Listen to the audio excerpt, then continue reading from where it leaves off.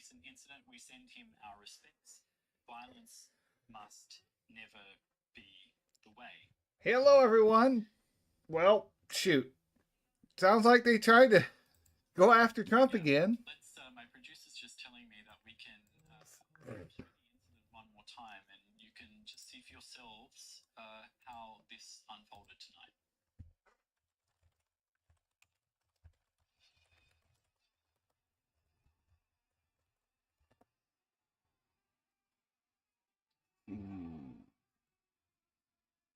Let's go right to Tony DeCopel at the dinner. Tony, what are you hearing? You were there. What did you see? What happened?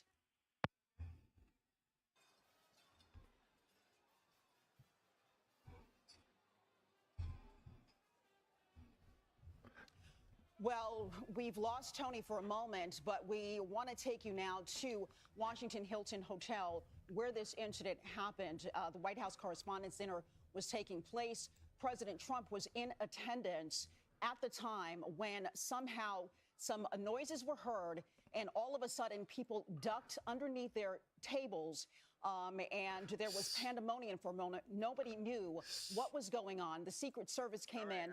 And so nobody shot. Got the president, but we do have Tony on the line. So nobody got a now, shot Tony, off. You're there at the dinner. Tell us what happened right before people just ducked under their tables.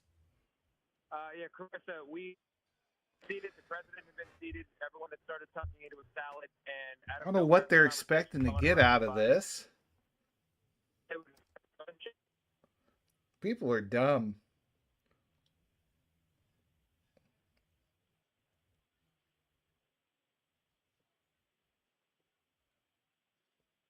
First the president, and then every significant member of the administration within the ballroom. They then stayed in that defensive position, not sure what was going to happen next, and the SWAT team came in onto the stage, guys in helmets, guys in vests, guys with the long guns, and they were scanning the ballroom. It was a moment of tremendous tension because no one seemed to know whether there was a gunman on the loose, under a table. The threat was somewhere, and at that particular moment, it felt like it was everywhere. One by one, the Secret Service evacuated. Still, it sounds like everybody got out. We continue to lose. He's coming in and out, but we're looking at video right now. This was when suddenly there was some type of noise heard at the White House Correspondents' Dinner. And suddenly, everyone who was in that room, you're looking at the video now, just went underneath their tables. They didn't know what was going on. Good. That's the right move. CBS correspondents there. Tony DeCopel is there. Some of our executives were at the dinner you're a target. as well. Of course, President Trump was there. So as For soon as this either happened, side, you're going to be a we target. understand that the Secret Service came in and immediately took the president away. I do need to verify some of the information that I have been hearing myself. I've been monitoring this situation, and we understand supposedly there was some kind of shots fired or something like that. Okay, we do have to confirm that. This is what I've been hearing myself from the reports that I have been seeing. But of course, we do have people who were inside the building. We don't know what kind of security. Look at everybody with their phones find out from Tony when we get him back, how strong the security was, and what he's hearing when we get him back on the line is exactly self-preservation skills at all. Here's the moment it happened right here, and you see the confusion on the president's face and everyone's face, and you see right there in the background the Secret Service coming in and taking the president. All these people are like, oh, I gotta hold my phone up. It's like those guys up there are scanning for someone with a gun. It wouldn't be hard to mistake it. When this transpired.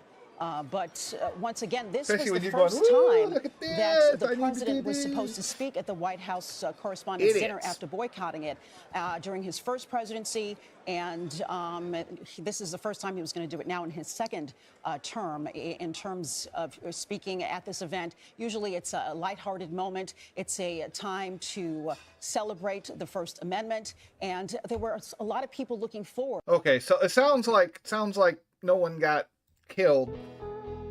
That's a plus. Then shots fired. Downfall. Let's go right to Tony DeCopel at the dinner. Tony, what are you hearing? You were Okay, all right. Well, that's okay.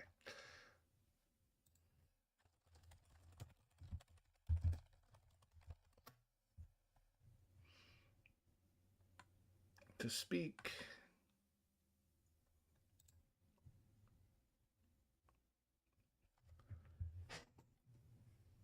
I know. Politics isn't the House big Speaker Mike thing Johnson for this said that he and channel, his wife but Kelly were at the event. we divert into and all grateful sorts of for the stuff. law enforcement and first responders who they say acted It's not so quickly to bring the everybody's thing, situation but under I control. like following them. Speaker Johnson says he is, quote, praying for our country tonight.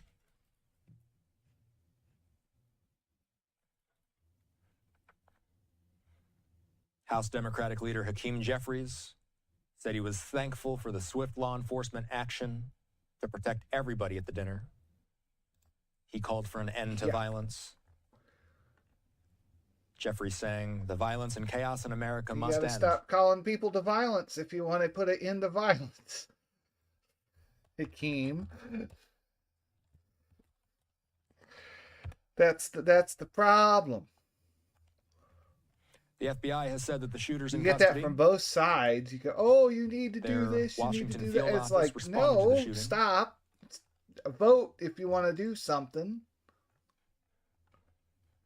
Protest, even know how dumb it sometimes makes you look. This, the Associated Press says that an officer go stand in the street, was wait shot through Sunday in a bullet-resistant vest at the Correspondents' Dinner, but is expected to be okay.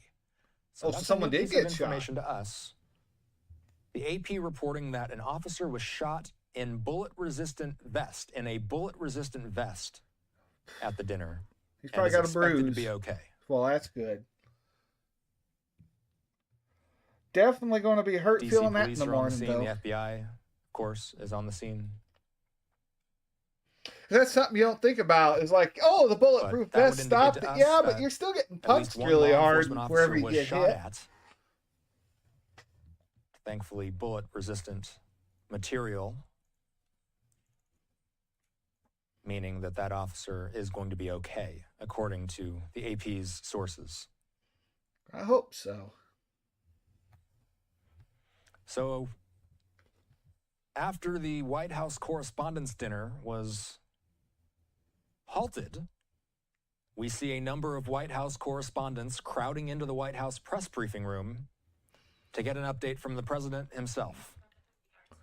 Yeah, we are a little curious. That's what I'm here FBI for. I just heard this happened. The I FBI got off Washington stream Field and it was like, Office's oh, National Capital Response Squad that's pretty has big. Responded to a shooting at the Washington Hilton in Washington, D.C. They confirm that the suspect is in custody. That's good.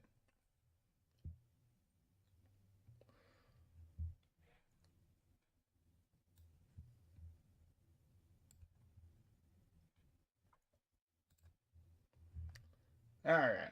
Well, there was a time when I think what I could do with that in the background.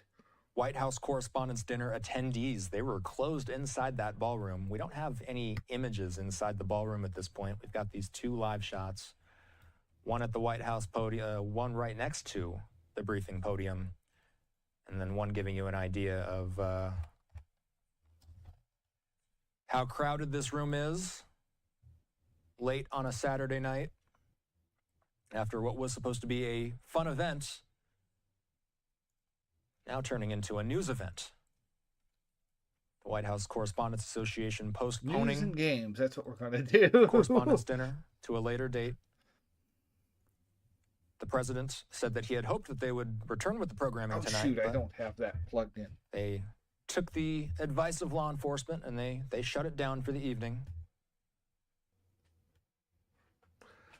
Yeah, I figured it wasn't going to go on. The Hilton Hotel, which is where the dinner was taking place and has been for years, it remains open to regular guests during the White House Correspondents' Dinner, and security has typically been focused on the ballroom rather than the hotel at large, my other controller to do that. with little screening for people not entering the dinner itself. The AP saying that as word from the president very well may be imminent.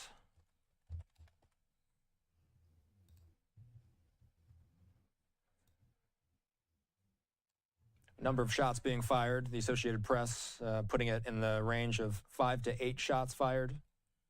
Although an official investigation certainly will. 5 to 8 shots, man. Give us a clearer picture of what transpired. Hearing from producer Julie, what was that? Gotcha. I'm hearing that we're getting a shot from outside the Hilton or outside the White House? Outside the Hilton. Okay, so we're just getting in a feed from outside the Hilton, where, as you can imagine, security and law enforcement. I mean, this was a tight perimeter to begin with. This is about as high-profile an event as you will find. The president, the vice president, and nearly his entire cabinet, if not his entire cabinet, all under the same roof.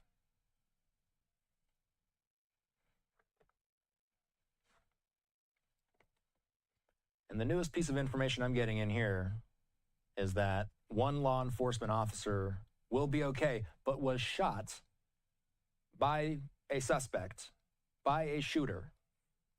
And thankfully that officer was wearing bulletproof material, and so that officer is expected to be okay. We just got word 3 minutes ago that President Trump has arrived at the White House.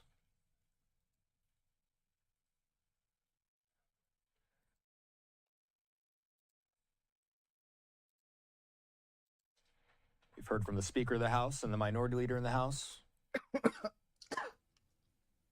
giving props to how security managed the situation and got everybody to safety quickly.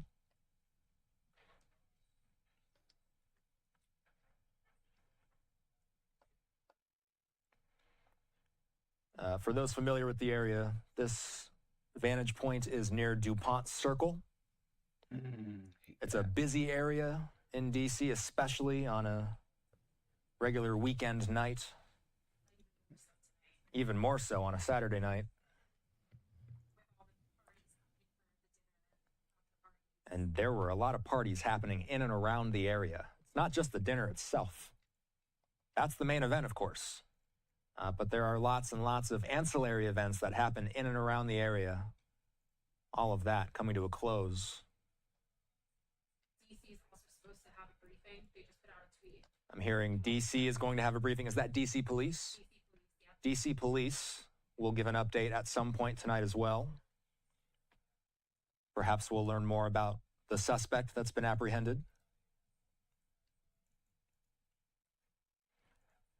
Dozens of journalists packing into the White House press briefing room in anticipation of a news conference following a scary incident, a shooting at a packed White House Correspondents' Dinner. The world's media, lawmakers, other elected officials, the cabinet, of course, the president and the vice president, all in attendance while shots rang out. Maybe this isn't the right game to play while this goes on. DC Police and Secret Service. I didn't even think about near that. A magnetometer at the venue. The Secret Service releasing a statement saying that the Secret Service, in coordination with the Metropolitan Police Department, is investigating a shooting incident near the main magnetometer screening area at the White House Correspondents' Dinner. The President and the First Lady, they say, are safe. All protectees are safe. Oh, I didn't. And as they've been saying, one person is in custody. President Trump has also been on Truth Social, posting a couple of brief updates. He started by saying it was quite an evening in D.C. This was after he was evacuated from the building. He posted, quite an evening in D.C. Secret Service and law enforcement did a fantastic job. They acted quickly and bravely. The shooter has been apprehended, and I have recommended that we let the show go on, but will entirely be guided by law enforcement. They will make a decision shortly. Regardless of that decision, the evening will be much different than planned, and we'll just plain have to do it again. After he posted that, we heard official word that The Correspondents' Dinner had, in fact, been canceled for the night, postponed to a later date. Probably best. The president followed up by saying on social media that law enforcement has requested we leave the premises consistent with protocol, which we will do immediately. I will be giving a press conference from the White House press briefing room. The First Lady, plus the Vice President, and all cabinet members are in perfect condition. We will be speaking to you soon. He says he's spoken with all representatives in charge of the event, and we will be rescheduling within 30 days. So that's what we've heard from the president so far. The D.C. Police Department, with this, they just posted this. Yeah, maybe this isn't the best. And police and our law enforcement partners are about to hold a media briefing on tonight's incident at the terrace level of the Washington Hilton. So we'll look out for that as well. Live look at the area near DuPont Circle in D.C., typically a busy area, and an even busier area typically on a Saturday night. So we're waiting to hear from police in D.C., and we're waiting to hear from the President of the United States. This White House press briefing is set to get underway. Apparently they were doing a thing at the, well, it wasn't at the White House. They were doing like some the president's remarks, some again, speech just about gathering thing, and there were shots fired. Nobody got hurt, but they're doing a press briefing about it.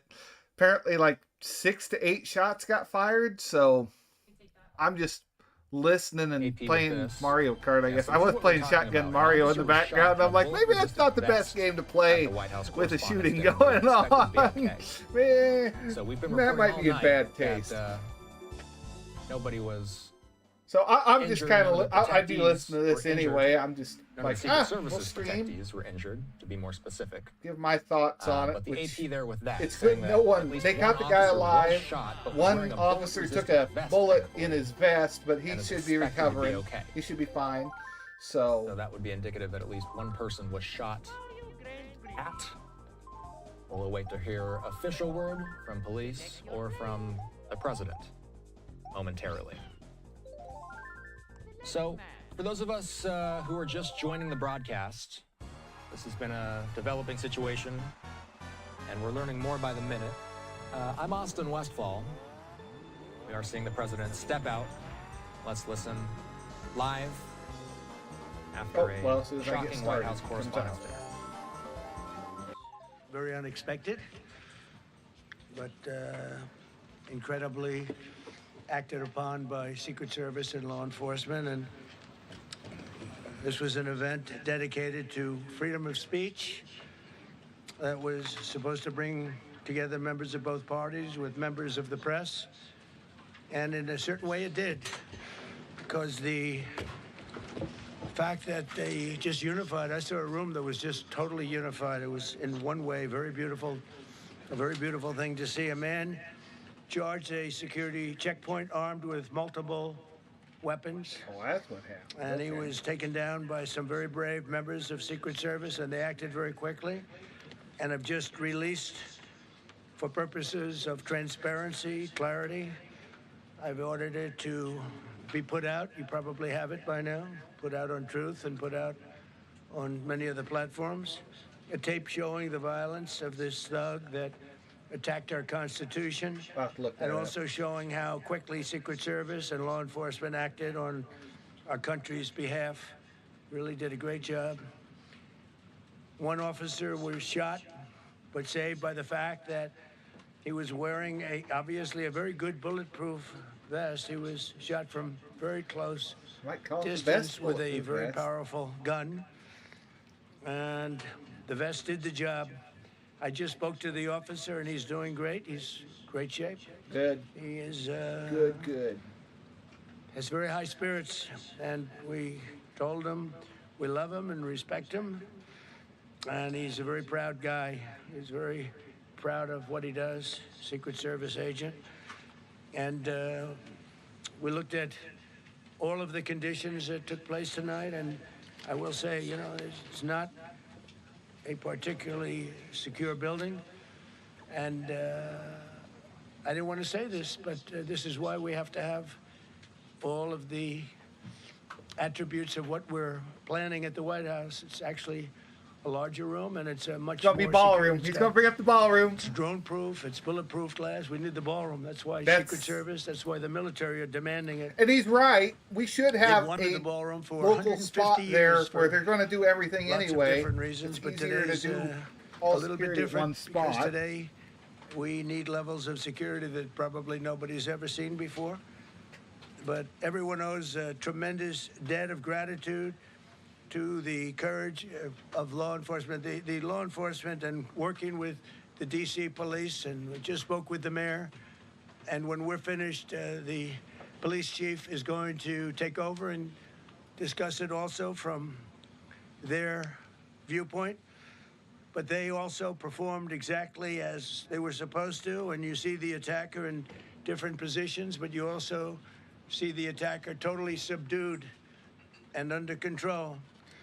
So as you know, this is not the first time in the past couple of years that our republic has been attacked by a would-be assassin who sought to kill. In Butler, Pennsylvania, less than 2 years ago, you all know that story. And in Palm Beach, Florida, a few months after that, we came close. We really had, again, we had some great work done by law enforcement.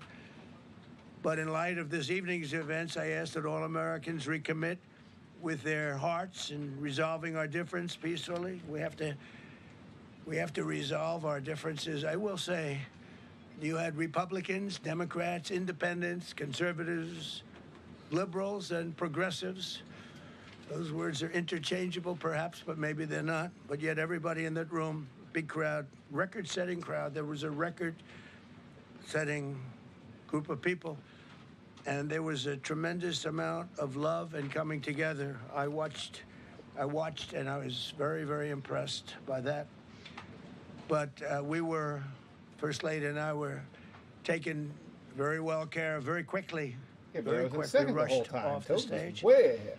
Vice President J.D. Vance, who's here, was likewise beautifully done. He was just saying how quickly everybody acted, law enforcement, Secret Service in particular in this case, but law enforcement. Marco had the same thing.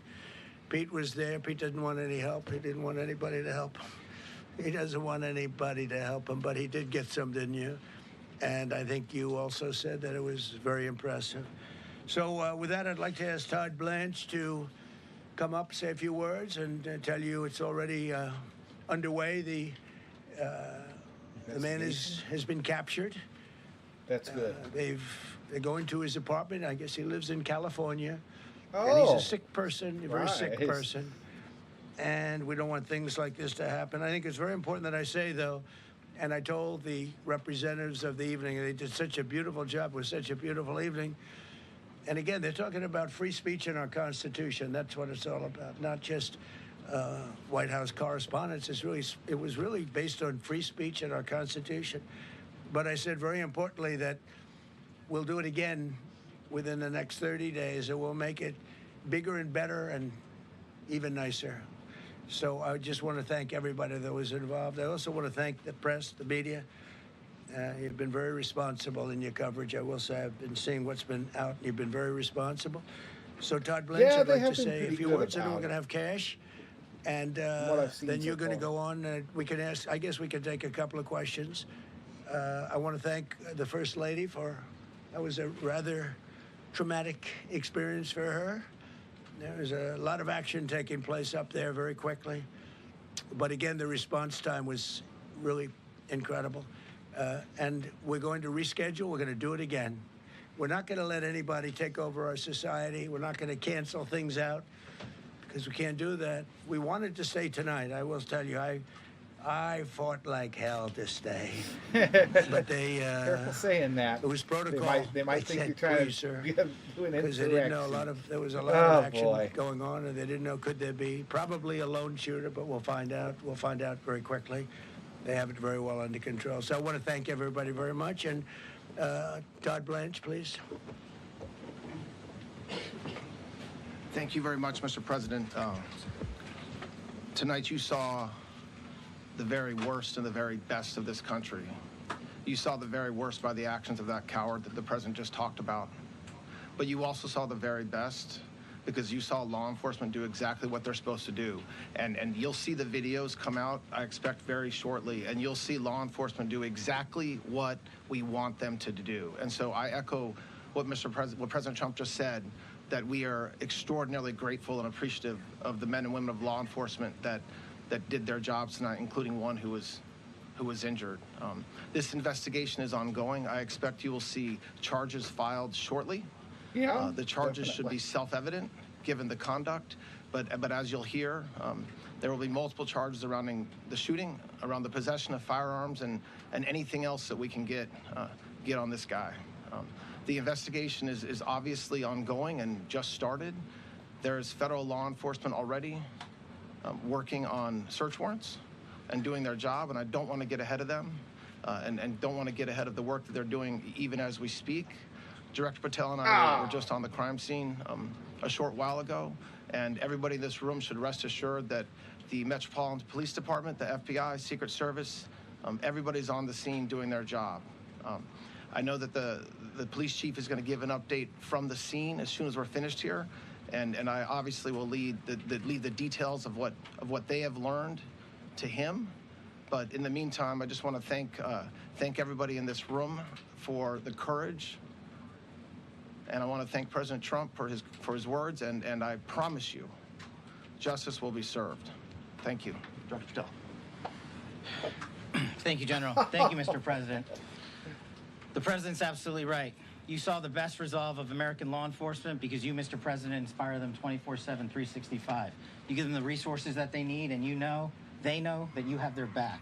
And that is a changing dynamic in this country, and that's why you saw brave Secret Service agents respond immediately, swiftly, subdue and take down the suspect, and safeguard the lives of thousands of individuals at that hotel. Thanks to our interagency partnership with the Department of Homeland Security and the Metropolitan Police Department, the FBI was rapidly deployed onto the scene, took over the evidence response unit, is examining all the ballistics that were found on scene, to include the long gun and the shell casings. We are conducting witness interviews as we speak. You will hear from our team on the scene there with the mayor and the head of the FBI field division there. But please know what the Attorney General has just said reigns no truer. You saw the very best of America tonight. The very best unite us at a time of uncertainty, because we have leadership here with the President and the Vice President that backs law enforcement, and the men and women that I shook their hands on the scene today could not have been prouder to show up on scene. And as the Attorney General said, make no mistake, we are conducting witness interviews. If you have any information whatsoever related to this event, 1-800-CALL-FBI, 1-800-CALL-FBI. No piece of information is too small. No piece of information is inadequate. We will evaluate it all. We will also be conducting interviews of those that were there.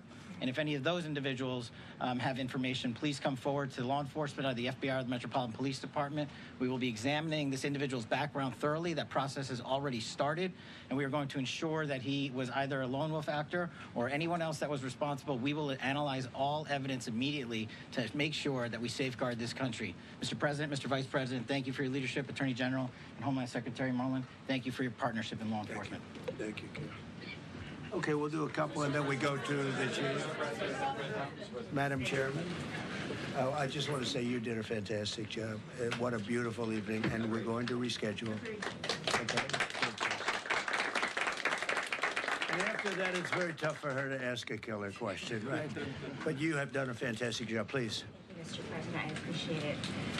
As you mentioned, it all happened so quickly. Yeah. And I wonder, especially because unfortunately you have experience with these sorts of threats. In that moment, when you realized there was a threat and service agents were telling us to get down, can you describe what was going through your mind, how you were feeling in that moment? That's a very good question, actually. It's always shocking when something like this happens. Happened to me a little bit, and that never changes. The fact, we were sitting right next to each other, First Lady on my right, and I heard a noise and sort of thought it was a tray. I thought it was a tray going down. You know, I've heard that many times, and it was a pretty loud noise. And it was from quite far away. He hadn't breached the area at all. They really got him. But, so it was quite far away, but it was a gun. And well, at least they got him early on. Really understood that pretty quickly. Other people didn't. I was watching to see what was happening. Probably should have gone down even faster. Melania was very cognizant, I think, of what happened. I think she knew immediately what happened. She was saying, "That's a bad noise," and we were whisked away along with other people, but we were really whisked away. And again, the performance of the Secret Service and the police, all of the law enforcement, I thought was really good. So it was very quick. There wasn't a lot of time to be thinking, because it was a matter of seconds before we were out the door and gone into an area. We very much, and you wanted to too, we very much wanted to continue it, because I don't like to let these sick people, these thugs, these horrible, horrible people, change the fabric of our life, change the course of what we do. So we held out. You were there. We held out right till the end, but they didn't want to take a chance, and I understand there was protocol. But we're going to be doing one hopefully within the next 30 days or sooner, and I am ready, willing, and able. And I was all set to really rip it. And I said to my people, this would be the most inappropriate speech ever made if I said what. So I'll have to save it. I don't know if I could ever be as rough as I was going to be tonight. I think I'm going to be probably very nice. I'll be very boring the next time, but we're going to have a great event. And you did a fantastic job. Thank you very much. Peter, go ahead. In the New York Post, thank you, President Trump. There's a report in the New York Post. Assembled his weapon somewhere on site at the hotel. What do you think about that? And I ask respectfully, why do you think this keeps happening to you? Thank you. Well, this keeps happening to you. Well, you know, I've studied assassinations. That's a good question. And I must tell you, the most impactful people, the people that do the most, you take a look at the people, Abraham Lincoln, I mean, you go through the people that have gone through this, where they got the wrong people don't like, or the right people that do the most, the people like. that make the biggest impact, they're the ones that they go after. They don't go after the ones that don't do much because they like it that way. And when you look at the people that have either, whether it was an attempt or a successful attempt, they're very impactful people. Just take a look at the names there, the big names.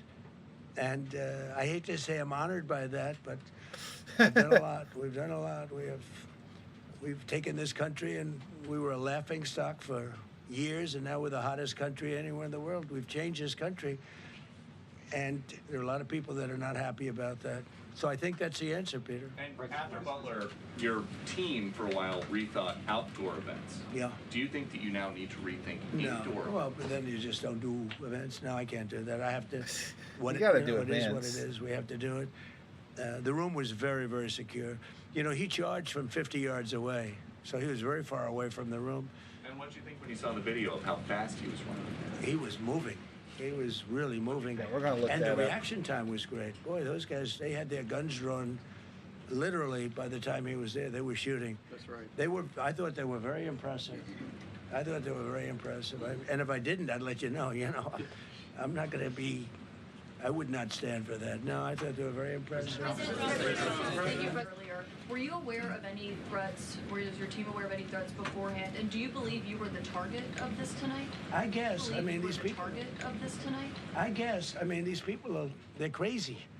They're crazy, and you know, you never know. He was very far away from me. He had to go through a lot. We had resources all over. We had resources sitting at tables. I mean, it'd be literally in disguise, sitting maybe at your table. Who knows? But we had people all over the room. So he had a long way to go. That was really a first line of defense, and they got him. And they really, you know, they acted incredibly. No, we've had no. There was no notification. We had no idea. Go ahead, Kevin. Any political I'll tell you that. from this? Whether by tomorrow or the next day, you know, he's in custody, and they asking him in custody, and they're asking him a lot of questions. I guess they're going over Todd, and they were go already at get his his apartment. phone. They'll figure out what was up. People California. generally aren't good at and they'll be hiding their they're over trails. there, so they'll be able to tell you. Thank you, Caitlin. President Trump, did the suspect say any would allege some type of motive here? Nothing. No, I mean he was a guy who He just got done looked pretty saying evil they don't when know. He was down. You know, they had him down. He was fighting hard. He was in my opinion, a sick person. Who would do that but a sick person? But I think you're going to find everything about him. No reason to talk about it now. But tomorrow at this time, long before this time, you're going to know a lot of things about him. Before this time, you're going to know a lot of things about him. They seem to think he was a lone wolf. I can't tell if he's repeating or if the Are you concerned about U.S. Secret Service protection ability? We saw several of the detailees take minutes to be escorted out the room. No, they acted very quickly. No, I was very impressed by Secret Service. I mean, I'm the one, and Mark, would you agree with that? I think I'm the one that he's got to be out first. Complain. You don't have to complain for me. I would be complaining. I'd be up here right now saying he's the one that got to get out. He's top one to get out. My life. And I want to live because I want to make this country great. That's why I want to live. But when you're impactful, they go after you. When you're not impactful, they leave you alone. Okay, a couple of more. Go ahead, please. Is there any indication that this shooting could have been linked to the war in Iran? I don't think so. But you never know. We're going to know a lot. We have the best people in the world working on it. And I don't know. We're going to know a lot. We don't know much about President, there's a lot. The kid that shot him. You, and as then well as some of we us know who more about the covered other both guy our who almost experienced shot him than we horrific do the day kid that 2 actually years shot ago. him. Yeah. What felt similar? That You know, just you had the kinda First Lady fell with you today. off the What face felt of the earth. different? Like, And you oh, have yeah. another 2+ Somebody's years in dead. office. Are you concerned about something like this happening? Well, I again? can't be concerned. I can only get great people. Man, that did this the one's job. hard. In my opinion, a much better job than Butler. Butler had one weak spot that we all know about. Somebody should have been up there. But even Butler, we had our sniper on our side within 4.2 seconds from a distance of about 400 yards, one shot, and he was gone. And if he didn't do it, now, you know, he's David. His name was David. I say, hello, David, every time I see him. David, I like you very much, David. But think of that. Now, if he doesn't hit him, and he hit him right between the eyes from 400 yards without any notice. That is an impressive Nobody shot. knew. He heard a sound. He looked over, and there was actually a tree that was somewhat in his way. You know the story very well. And he aimed, he fired. And if he didn't do that, beyond me, you would have had a lot more people killed. We lost one great person and 2 people very badly hurt. They're okay now. But no, that was so. In a sense, you know, that was pretty amazing the job they did. But they did have that one weak spot, as you know. They should have had that covered. Tonight they had everything covered very quickly, and he was fast. He was running full blast, and they got him before they got any further. I was very far away. You know, he hadn't anywhere close to breach the doors of the ballroom. The ballroom was sealed, and everybody in there. That's why once those doors opened, they didn't want to do tonight. If the doors weren't opened, we could have probably done it tonight, but I think we're much better off rescheduling. Yeah, please. Mr. President, for you and perhaps law enforcement as well, what is the level of confidence that this was a lone actor, and has the suspect made any statements to police while in custody? Yeah, I think it's just it's my profession. We have great professionals up here and outside that have been working with us. My impression is he was a lone wolf, whack job. These are crazy people. And they have to be dealt with. We had that in the second attempt, as you know, and he's spending life in prison. Because if you let him out, they'll probably, you know, if he serves 10 years or 15 years, you let him out, he'll probably try it again with somebody else. They're sick people. We have a lot of sick people. But you're going to know, I think very shortly, you're going to know, Todd, a lot about him. You're going to know a lot about him. Yeah, a couple of more. We would know everything about him, or we won't know. Yeah, please go ahead. Are you concerned about political violence? This could be politically motivated. Violence. The I'm news, concerned about everything. the news will probably bury it if it so turns out concerned he's that a you certain can't way. function. No, I'm That's here. what they like to do. It's a dangerous profession. That's what they like you know, to do. I tell the story. Race car drivers, I think it's very dangerous. So He's true. you take He's 1% right. and then It's take very dangerous. about Hit 10% of 1%, just to break it down very easily. They die. So much less than 1%, 10% of 1%. I think bull riding is very dangerous. If you take about the same, 10% of 1%, much less than 1%. But if you take presidents, it's 5.8%. And about 8% are shot at. So Nobody told me this was such a dangerous profession. If Marco would have told me, maybe I wouldn't have run. Maybe I would have said, I'll take a pass. No, it's a dangerous profession, but I don't view it that way. Look, I'm here to do a job. As part of the job, it is a dangerous, I can't imagine that there's any profession that's more dangerous. But I love the country, and I'm very proud. I'm very proud of the job we've done. You see what's happened. We have a great country. We've got, I think, the most successful, the hottest country anywhere in the world. This happened over a period of just a year, and we're going to do great things. But with that come risks. There's no question about it. Yeah. To that end, I mean, there's been so much political violence, not just aimed at yourself, but at other members of Congress, state house speakers, you name it. Is that just the cost of doing business to do politics in America anymore? Yeah, well, what does that say about our country? Too. We're not the only country. You look at this great violence with all countries. I was talking to somebody from another country today, and they have numerous assassinations of political figures all over the world. You look at South America, it's like some of the numbers are just horrific. It's dangerous stuff, whether it's here or someplace else. No country is immune. No country. Good question. Will you turn that temperature down at this point? Well, probably if I decided to just not do much, if I let everybody rip us off and take advantage of us. Look, we're leading the world in trade now. We're leading the world in the military. We're the greatest military in the world. I rebuilt it in my first term, and now we use it because we have no choice. We can't let, as an example, Iran, we can't let them get a nuclear weapon. Everything will be peanuts compared to that if they ever were given a nuclear weapon, and they'd use it too. They'd be such a wild card. Marco and I were talking about it today. They would use it without even hesitation. We can't do that. It was a shame. I said, oh boy, look at the numbers. We just broke 50,000 in the Dow. We just broke 7,000 in the S&P. They said we couldn't do it in 7 years, in 5 years, 4 years. They were saying maybe in 5 or 6 years. And we did it in 1 year. And I called everybody together. I called all of these people and others, and I said, we have to take a little journey. I say to do this. We just had the great number. We just broke 50,000. Wasn't supposed to happen during my term. Wasn't reachable. We did it in 1 year, and I said, we're going to have to make a journey to Iran. They're going to have a nuclear weapon if we don't do it. We had the B-2 bombers take them out.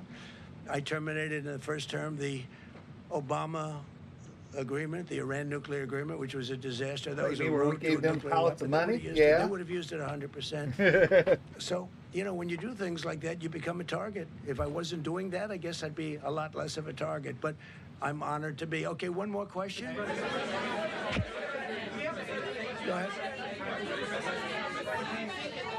Yeah, go ahead. Thank you, President Trump.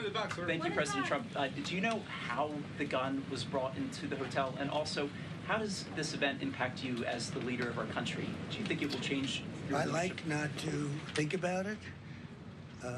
I lead a pretty normal life, considering it's a dangerous life. I think I handle it as well as it can be handled. I think a lot of other people, you read stories where they become basket cases. To be honest with you, I'm not a basket case. I really take it as it is.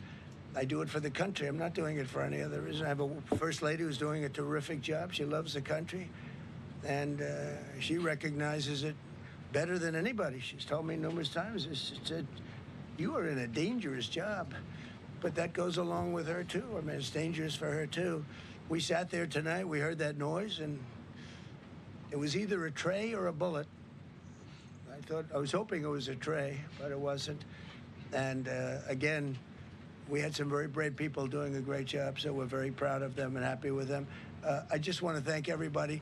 They will be able to give you all that information as to the names and everything else. I think we released the names already. Most of you would have it, but his name. We appreciate it. I see so many tuxedos and beautiful dresses. It was a little different evening than we thought, but we're going to do it again, and we have a great chairman who we're so proud of, and we have to make it better. We'll make it safer, I guess, right? But we're going to make it even better. Okay, thank you very much. Thank you. President Trump, so we hear from the first lady about how impactful this was. Can we hear from her about... Well, honey, would you want to say something? Okay. Huh? One in the back, sir, please. Right. Millions of people across the globe, in fact, are watching you. You demonstrated courageous leadership, and thank God you're alive. All of us are alive today. What is the message that you want to give to the world that this should change? What corrective measures can we take from here on? So. Well, all you can do, look, I don't care how many people you have, how good they are. They can be the greatest people. You have the greatest security in history. If you have a whack job who's got a brain, but it's a little bit distorted or a lot distorted, they can make trouble. I would say, Pete, right? You know, they can make trouble. Some of these people are of genius level IQ, and they're nuts. So it can be trouble. So you do absolutely the best. You get the best. We have the best people. Well, look, it was proven tonight. He started running from 50 yards, and he was fast. He was like a blur on tape. Oh, he was moving. They turned. It was very impressive the way they got him, because a lot of people would be looking and saying, you know. Oh dang, like, yeah, he was booking it. Feeling. And I bet that was the cop but they got the shot. They drew shot those right guns there. so fast. They looked like Matt Dillon. They looked like somebody that knew what they were doing. And what do we do? But it comes with the territory. And if you want to do a great job, I really believe that. And you take a look at. They were on that, guns out, ready to go with presidents, and it doesn't happen to people that don't do anything. And it's not going to deter me from winning the war in Iran. I don't know if that had anything to do with it. I really don't think so, based on what we know. But we're going to continue to do a great job. That's all I can do. Thank you very much. We'll see you tomorrow. Thank you. Thank you. Thank you. Glad you're okay. Extraordinary circumstances. As a all right, well, everyone was okay. Bad guy caught. Good. White House briefing room full of White House correspondents left the White House Correspondents' Dinner early for a late-night White House press briefing past 11 p.m. on a Saturday night after a shooting situation that paused the Correspondents' Dinner. Everybody safe, uninjured. President Trump, Todd Blanche, Kash Patel, telling us what they know so far about this situation. President Trump started by telling us that all the social media accounts associated with his administration basically sent this out. The rapid response accounts, White House's account, and you see how fast this shooter ran past security. The way President Trump described it was this person charged a security checkpoint, and man, he booked it past, and then you saw the officers drawing their guns. One officer was shot in the process, but that officer was wearing a bulletproof vest. President Trump says that he has spoken with that officer, and he's doing great. Oh. President Trump says they fought like got hell. him. He got him. To continue on with the Correspondents' Dinner. But ultimately, for security purposes, they're going to have to reschedule it for another day. Todd Blanche. Man. Is stepping I in love for that. the recently departed Pam Bondi, saying like, that law enforcement there's did the guy. exactly what they're supposed to do. Blanche Can we look expects at the the charges comments? will I'll be join the filed reply. shortly. I'm He curious what says the there's going to be comments are. multiple charges. Or did he just possibly 35 minutes possession ago of show his firearms and comments? quote anything else There's that they can 2,200 get on this comments. guy, unquote. All right, okay. Says whatever. authorities are also working I just on want to see. I just want to read them. warrants You stupid. for the shooting. All right, well. Kash Patel saying that he was very proud of law enforcement and that Oh, they're it investigating is evidence that at the scene. pixely. It They were is interviewing somebody people. recording the recording. There is a press conference with police expected shortly. Important to mention. Yeah, he just zipped on by. Shall I post it as soon as he passed down that? 18. Go for Man. Here he comes. He's right back there. I can check it twice. Lieutenant Hudson, you monitoring this there? There's a guy sitting down. This guy's woo.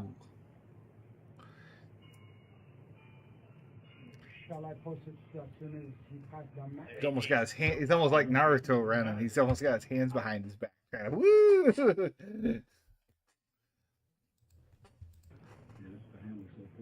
Trying to get the aerodynamics. He leans way forward.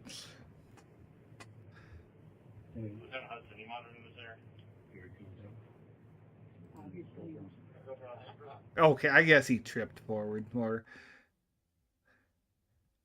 30 minutes. All right. So yeah, there's the guy that ruined the night. I don't know what he hoped to accomplish. He's an idiot. Anyway, all right. Well, there's that. Oh yeah. Well, I wanted to show off this other one. All right. So we're done with the politics for the minute. Methinks.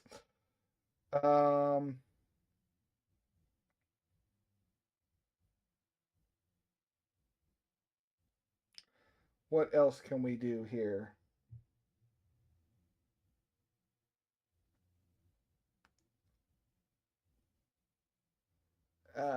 There was something to do with Stop Killing Games I wanted to show off.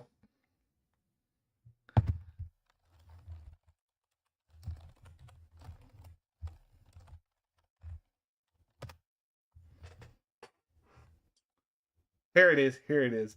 Attention! If you or a loved one has purchased the piece of video game software The Crew, you are a victim of mass-scale fraud. The software company Ubisoft has remotely destroyed all copies of the game, no matter when or where you purchased it. Ubisoft is ignoring consumers who try to request fixing the software or getting their money back. The Crew needed a connection to Ubisoft servers in order to function. Now that the servers have been turned off, the software is permanently unusable. That's so good. And if you think owning a disc copy would save you from this, you'd be incorrect. It doesn't matter what kind of copy you own. You are still a victim of mass-scale fraud. And all Ubisoft have done to respond to consumers is to remove their game licenses from Ubisoft accounts, making it so you don't even own the game anymore. The only way to make sure that this never happens again is to visit StopKillingGames.com now.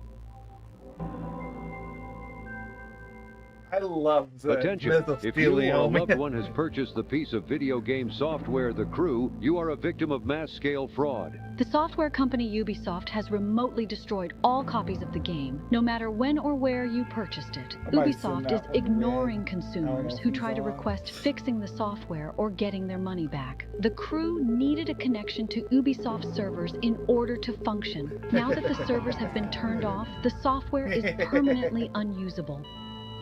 And if you think owning a disc copy would save you from this, you'd be incorrect. It doesn't matter what kind of copy you own. You are still a victim of mass-scale fraud.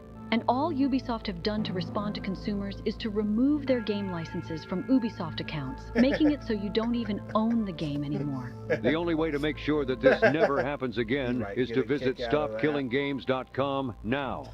Anyway, all right. What else? I did kind of want to dive into the Stop Killing Games thing. Full hearing highlight. Honestly, we are trying to prevent video games from being destroyed.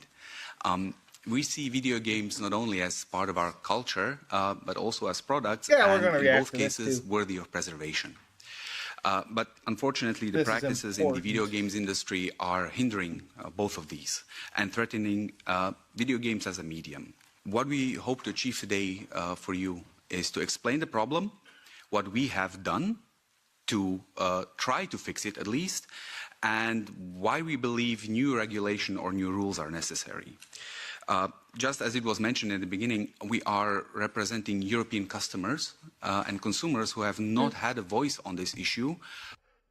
Because when's the last time they updated any of this? Like, how old are the laws that are on the books for this? Or are there even any on the books for this? I don't know.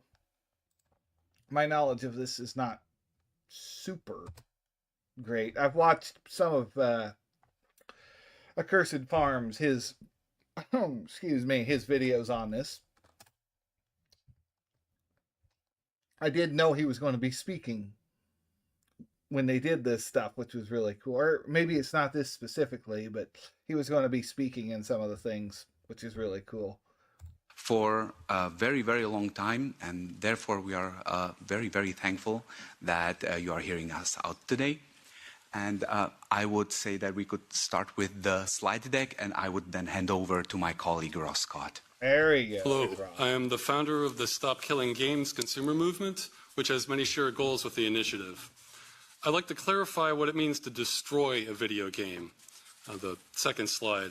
When we say a game has been destroyed, what we mean is a publisher has permanently disabled all copies of it that have been sold so no one can ever play them again. It would be like removing every single copy of a book or film in existence, effectively erasing it from the culture. The way this practice works is first a publisher sells a copy of a video game. However, it has been designed so that it must connect to the publisher in order to function. This acts as a potential kill switch. The customer is also given no information when the game will stop working, even though the publisher has decided to assume that responsibility. Then, after an undisclosed length of time, the publisher disables all existing copies of the game, but keeps the customer's money. The publisher also enacts countermeasures to ensure repairing the game. To ensure repairing the game is almost impossible, even for experienced software professionals. From this point onward, no customer can ever run the purchase again. Besides destroying the game, this practice is also subverting customer expectations. Most video games can work indefinitely, which has been the customer standard for half a century. I need to go back. Including ones that connect to the internet. Sidetracked on my sidetrack. Alternately, a small number of video games operate as subscriptions. I want to go back and pay attention to what he's got to say. When we specify what it means to destroy a video game, the second slide. When we say a game has been destroyed, what we mean is a publisher has permanently disabled all copies of it that have been sold so no one can ever play them again. It would be like removing every single copy of a book or film in existence, effectively erasing it from the culture. Yeah. The way this practice works is first a publisher sells a copy of a video game. However, it has been designed so that it must connect to the publisher in order to function. This acts as a potential kill switch. The customer is also given no information. It's a kill switch like Deus Ex. He's reviewed that. When the game will stop working, even though the publisher has decided to assume that responsibility. Then, after an undisclosed length of time, the publisher disables all existing copies of the game, but keeps the customer's money. The publisher also enacts countermeasures to ensure repairing the game. To ensure repairing the game is almost impossible, even for experienced software professionals. From this point onward, no customer can ever run the purchase again. Besides destroying the game, this practice is also subverting customer expectations. Most video games can work indefinitely, which has been the customer standard for half a century, including ones that connect to the internet. Alternately, a small number of video games operate as subscription services, but those inform the customer exactly when their access ends at the time of payment. The games we're referring to do no such thing. Yeah, they're just games you buy, and you're like, they almost always contain terms stating they can end at any time for any reason. What this means is customers have no real protections when they buy games like these. They are unable to keep them, and they are not informed when they will end. This behavior would be outrageous in other industries. If you bought a book in a store, the publisher cannot come into your home and take back your book at will. If you bought an insurance... That would be funny. Oh, no, that book, you can't have it anymore. We're going to take it. Policy. You would be informed when that policy ends. Not that the seller could end it at any time for any reason, but still keep your money. The games being sold this way are operating similar to scams. Publishers know customers expect video games to last, so they sell these in the same way as ones that can work forever.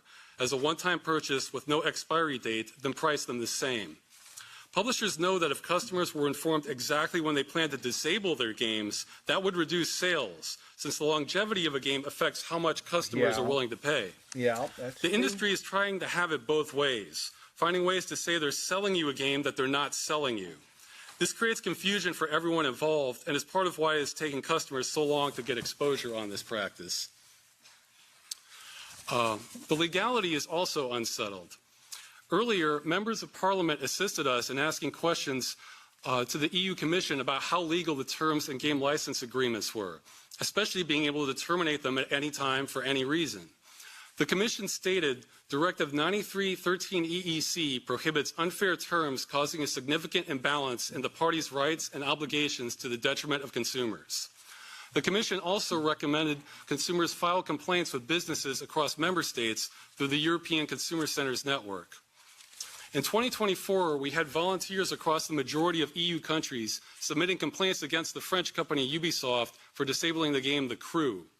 The responses we received from the ECC network were extremely inconsistent. Some officials said there was nothing they could do.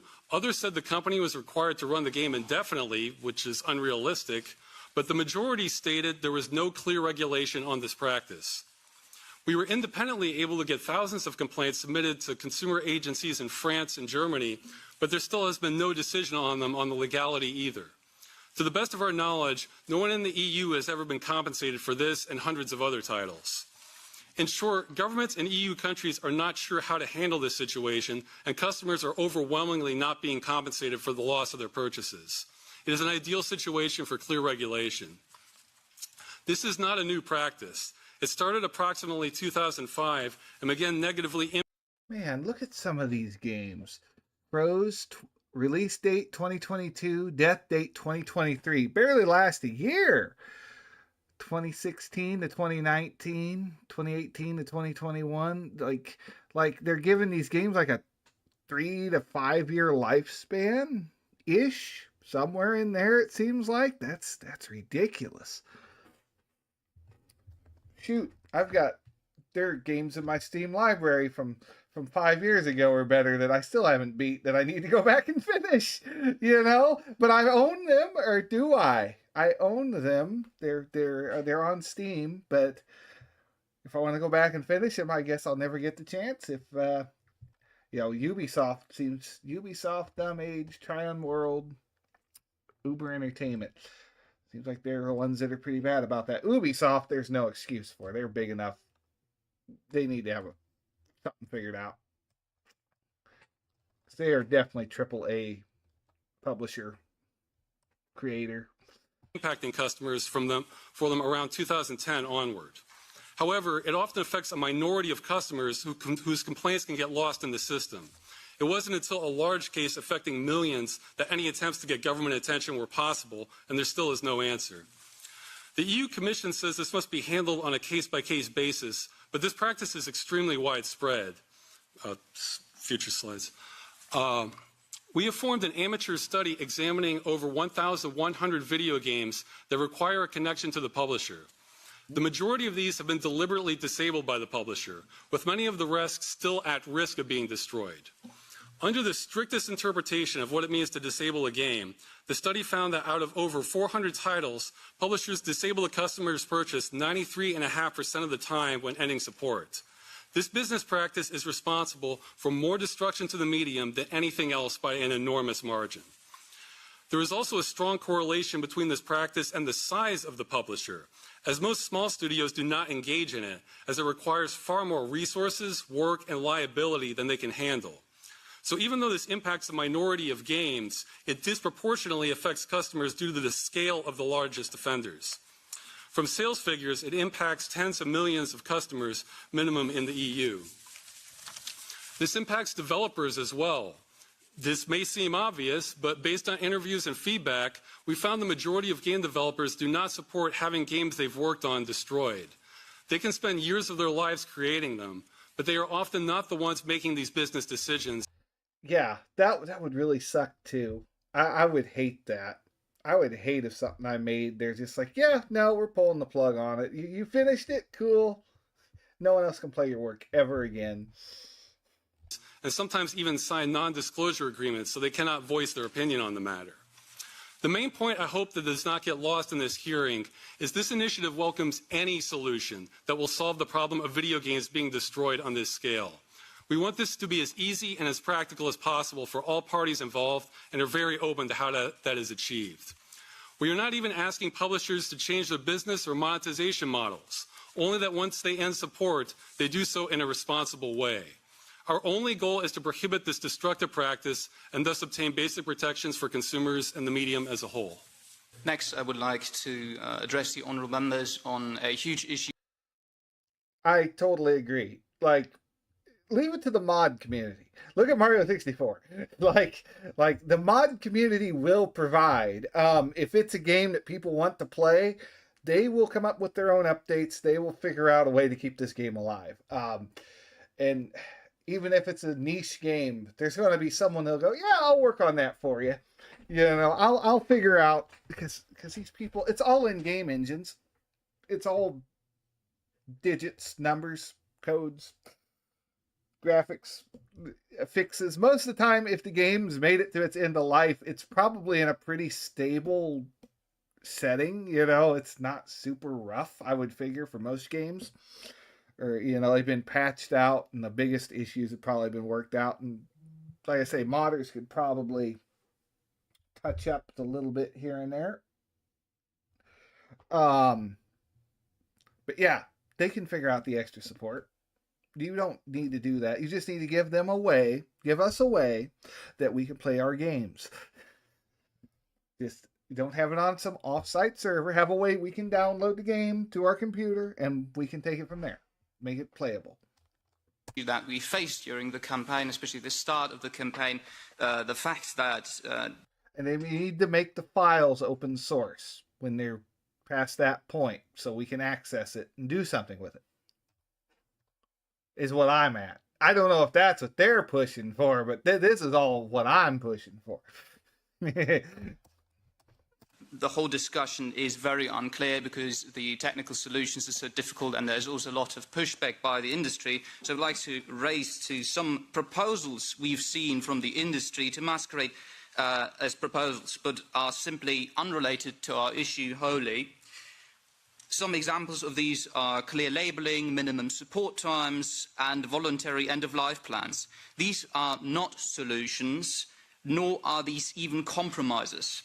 They do nothing to fix the problem of games being destroyed in its essence. Yeah. As far as labeling goes, most customers are aware of the problem, but each game is unique creative work and technical work. There is no substitute for each one any more than a book or a piece of music can be substituted for another. Their uniqueness is the entire appeal. So customers can feel carried into license agreements they would otherwise never agree to because they have no other option if they wish to experience the game. And he's right. Just like that mouse PI for hire. I did not like it going, oh, we want to access XYZ. I'm like, why? You're a first-person shooter that is like, why do you need all of that? But it's the only way I can play the game. That's probably my biggest complaint about that game the entire time. I played it. Was like, why do you need access to that? Just play the game. You don't need to know my friends list. You don't need to know, I don't know, I wanted to look at my files or something. I don't know what it was. I can't remember, but it's like, it had me questioning it. They are agreeing in absence. But I agreed anyway because I wanted to play the game. Of any alternative to playing games. As for minimum support times, this... Which, by the way, is something you pay for before you sign any agreements with. Normally, you would sign an agreement and then pay for something. Why are we paying for something and then, oh yeah, you gotta accept all our terms and services if you want to actually use the thing you just paid for? That's another big problem. Apologies. As for minimum support times, this is unrelated to our issue. The same goes for notices of when games being shut down. We have no problem with publishers ending support at all. Anytime they wish, we only ask that they do so in a responsible and reasonable way. Finally, the option of voluntary end-of-life plans is quite literally the state where we're in now. While we appreciate when this does happen, our research shows it happens only about 4 to 6% of the time, and these conditions are exactly what led to getting over 1 million EU citizens to sign the initiative itself, requesting the EU government to address the problem. Even the 4 to 6% was flawed. Jeez. Appealing to government is not our first attempt to solve this. There have been multiple attempts coordinating thousands of people to contact companies such as EA or Ubisoft, a European company from France now residing in Canada, so far as back as 2016. Man, this has been going on for a while, hasn't it? That's something when you get thousands of people. Do you know how hard it is to get thousands of people to do anything? Every instance, there was a refusal by companies, like customers, to retain their purchase, in some cases even actively taking their games from their libraries. A statement made by the European lobby group, Video Games Europe, of which... That should be an instant refund. That should be an instant money back. If you're going to steal, if you're going to go in and take their purchase away from them, that should be an instant refund. Companies like EA, Ubisoft, Roblox and others, so the really big players in the video games industry here in Brussels and globally, are part of, about the movement has said as much. They not only mischaracterized what was being asked for with endless support, something the movement has never sought, but also claimed one of the reasons for disabling customer purchases is that they represent competition to official versions. I translate this. It is a business model to shut down the game to get players to play their next game. I'm wanting to see how GTA 5 goes. They might leave that one on for quite a while because there's still a bunch of people in when 6 comes out. It might be up for another 2 or 3 years before they're like, okay, we need to start winding this one down. Everyone's in 6 now. Exclusively talking about games where official versions are disabled. In other words, the industry is claiming that customers playing old games could reduce sales for new games, thus they should be free to disable their purchase. Not only do we disagree with this reasoning, but we find this entire stance extremely customer hostile and unacceptable in regards to what the European Union outlines as its purpose and its track record of protecting its consumers and outlining clear market rules, so there is no uncertainty for companies, which could also harm innovation, especially for smaller studios. Man, it feels like planned obsolescence, like in tools and stuff. It's like, oh yeah, this little thing's gonna go wrong with it in 3 to 5 years, and then you'll be back to buy another tool from us, or the battery's gonna die, and you'll be buying another $100 battery from us. You know, that's kind of the way it feels. Nothing's overbuilt anymore. Just like with light bulbs, it's like, oh, we could make them last a long time, but no, let's agree not to do that. Otherwise, we'd all be out of a job. Because no one they wouldn't buy light bulbs for 20 years. Their stance has been very consistent that customers are not entitled to keep their games purchases, nor be informed when they will be taken back from them. We're happy to work with publishers in solving this problem in any way that addresses their concerns, but there's been a flat refusal by the publishers, and I must press this. There is no monolithic industry. It is the big publishers in the most part, and even there, from Poland, GOG, the creators of Cyberpunk are an exception to this issue, large exception to this issue. We have exhausted all other avenues for trying to get this problem solved, hence why we're here today. It is our sincere hope that the honourable members and the Commission are going to be able to find reasonable solutions for all parties involved. Thank you very much. Greetings, Your Honors. Thank you for your attention. I'm Professor Alberto Hidalgo Cerezo at University San Pablo CEU, Madrid, a PhD in law, Jean Monnet Professor dedicated to consumer law harmonization, especially on digital consumers. I'm a member of European Law Institute as well, among any other associations. We're getting a little bit short on time, so I'll be fast with my intervention. Thank you. It is based on 3 basic points. First one, we've got it on the screen right now. We're seeking for a rebalance, for an adequate consumer protection in the digital single market. We are addressing what we consider an unfair practice. When a game is functional, it should not cease to function as a result of a deliberate and avoidable decision. This raises concerns on planned digital obsolescence, where products are rendered unusable despite remaining technically viable.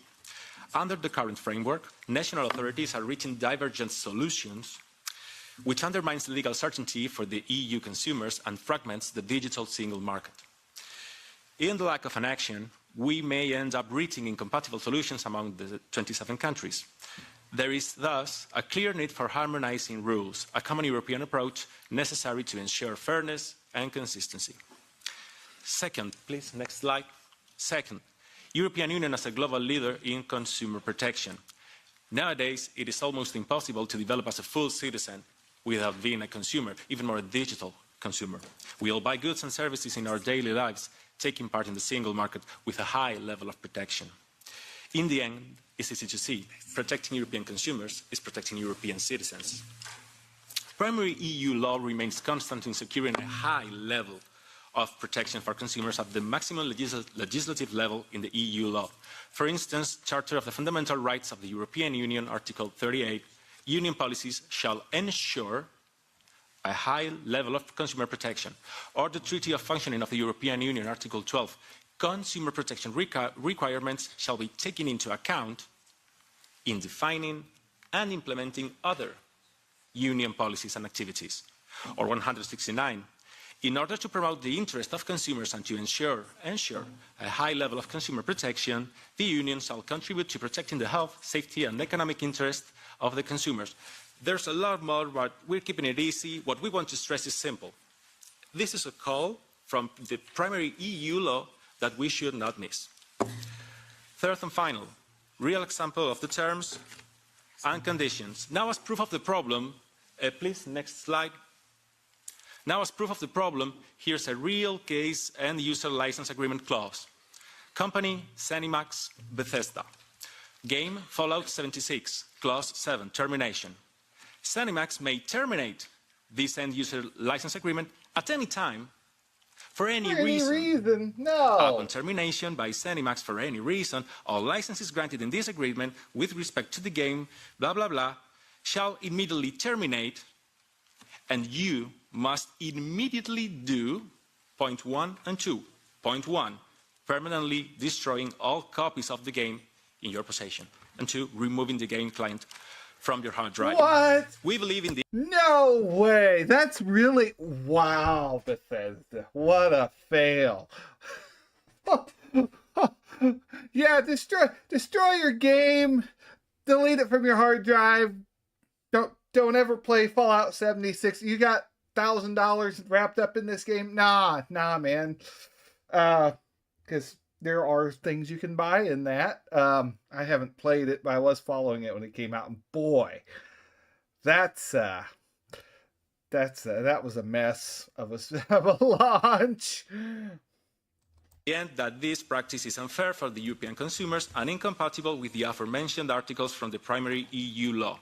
Therefore, we are kindly asking your honors to stop this kind of unfair practices. Thank you very much for your attention. Yeah, no, Bethesda, I'm not throwing away my CD and deleting Good morning, it. ladies and gentlemen. Since we're out of time, I'm just going to say that my name is Marcin Baczyk. I'm attorney at law, president of the Intellectual Property and New Technologies section of Krakow Bar Association and member of Legal Tech Institute of the Polish National Bar Association.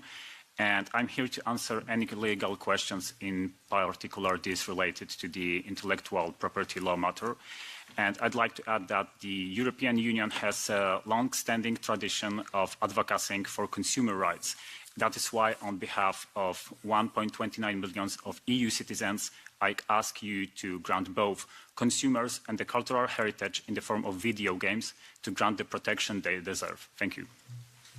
We listened to all of your arguments perfectly well, and now, of course, we have the moment for the members of the Parliament to come in, ask questions, but also comment. In my previous time as an IMCO member, I was responsible for the legislation on the right to repair.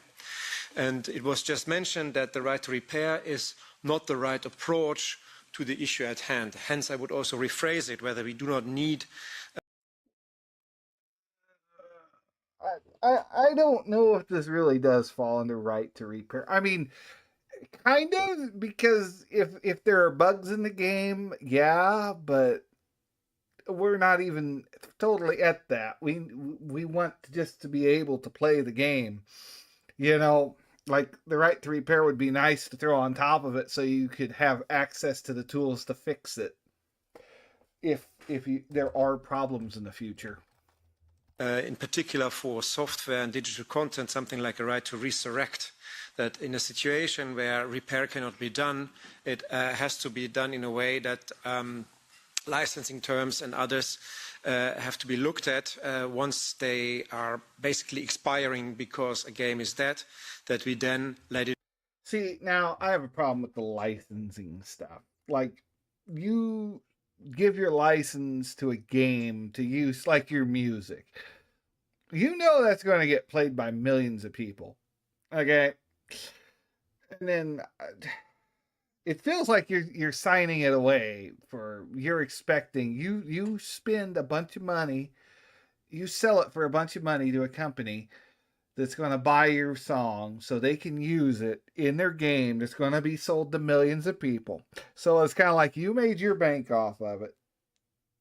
That money, that I feel like the licensing shouldn't have a limit on it. That should be you either want to work with them or you don't kind of deal. Resurrect and have neglected software being reactivated, and whether that is a way to look at it. Also done from a legal term, like we did it with the right to repair. Second, I was wondering whether minimum guarantee periods could help us. Consumer protection law in the EU knows 2 years minimum guarantee period. That won't help here. But we have member states like the Netherlands that have an eternal guarantee period for the functioning of a product. And when we are revising consumer protection rules and we look at minimum guarantee periods, whether the matter could also be addressed by an eternal guarantee period or a longer guarantee period for such products. Third, and that is a different mindset, I like the comparison that you made with books and how we basically would react as citizens 1.0 if something comparable would happen to printed products.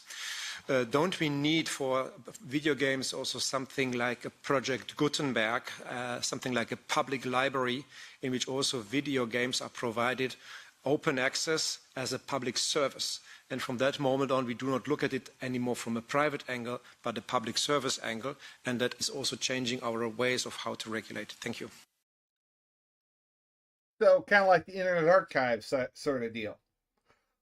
I like it. I like it. If it's a dead game, well, I mean, that's kind of what the Internet Archive is. It's a bunch of ISOs put together of games that you really can't buy, old PC games and stuff. So there you go. That's all we need. Give me access to the game. Anyway, I like his idea. So on the 31st of March 2026, the French consumer organization brought a legal action against Ubisoft before court, following the closure of the servers of its online racing game, The Crew. This unilateral decision rendered the game completely unusable, depriving consumers of any use of a game that they had already purchased, without ever having been informed of any expiration date, to put it this way. Will the Commission consider supporting the case on the side of the consumer organization and support a referral to the Court of Justice of the European Union to ask for clarifications on the Unfair Contract Terms Directive, which the Commission previously identified was unclear in situations where a game is unilaterally rendered unusable by the video game publisher? And furthermore, many major video game titles have met the same fate, including Anthem and Concord, leaving European consumers with no recourse. And will the Commission commit to addressing this issue, the issue raised by the Stop Destroying Video Games European Citizens Initiative, through the Digital Fairness Act later this year? And if not, what assurances can the Commission give that this issue will be addressed through legislative action? Thank you very much. Thank you very much, Chair. I'm not usually in any of these committees, but I thought to come for the side quest. It is dangerous to go alone into the digital future.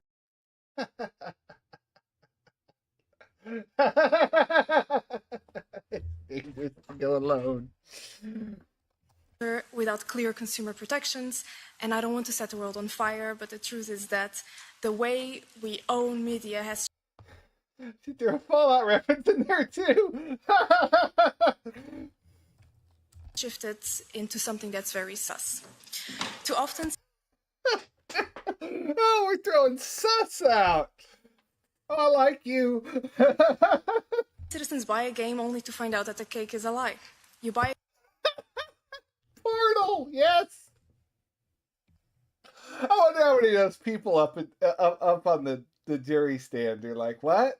a game you hope to cherish for years, but then one day it's suddenly gone. You think, shit, here we go again. When a publisher pulls Here we go again. You got GTA San Andreas too. the plug, we realize that our princess is in another castle.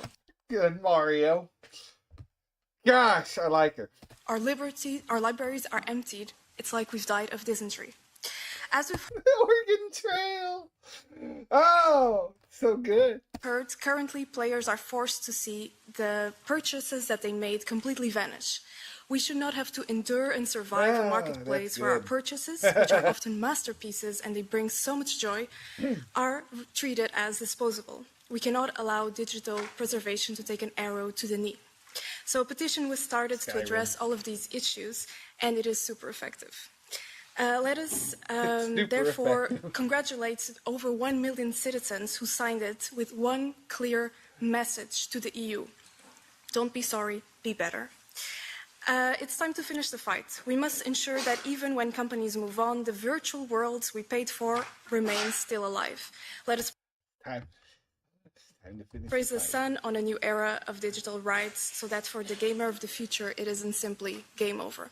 If some colleagues think that I've lost my mind a little bit, these were all video game references. I just wanted to thank the petitioners and say that the Greens EFA group stands here in support and hope that the Commission takes seriously these very practical suggestions that you brought today. Thank you. Man, I'd have been cracking up at that in there. I wouldn't be able to keep a straight face reacting to it. That is really good. They're all up there like, what did she just say?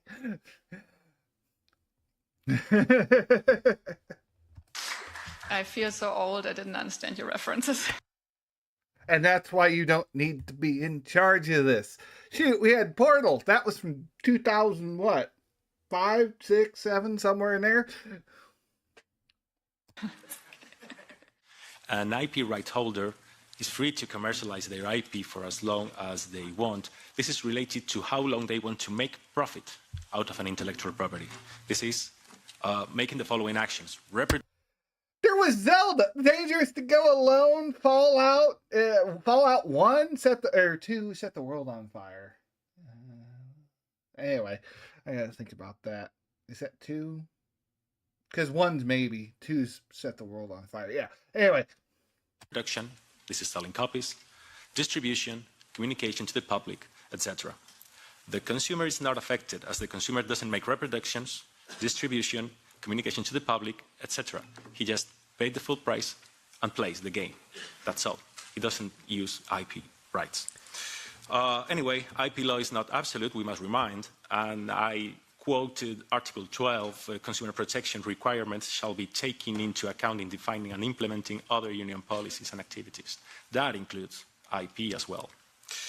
We're only asking to not destroy. A consumer keeping her own book, open game, doesn't hurt IP rights, given the fact that he paid a full price for the game in the first place, fulfilling the very goal of IP, which is making profit. That's all. Thank you. Yeah, exactly. If you wouldn't mind, I would now answer the question regarding the high cost of offline patches and curbing innovation. You should be factoring, you need to have an out plan planned when you're making a game. Don't skimp on it. We are not asking to preserve games retroactively. What we are asking for primarily is game preservation. So this cannot be retroactive. This has to go into the future. So we ask the publishers to already start with the design process. So to design a game not to be basically switched off and be part of planned obsolescence. From our point of view, of course, if we would grandfather in games, of course, they weren't designed to have that requirement. That's why we are not trying to be unreasonable. Would we want all games to I'd be unreasonable. I don't think any of them should. I think they should be required to release enough stuff to keep the old ones active, at least in the private community. Be preserved, of course.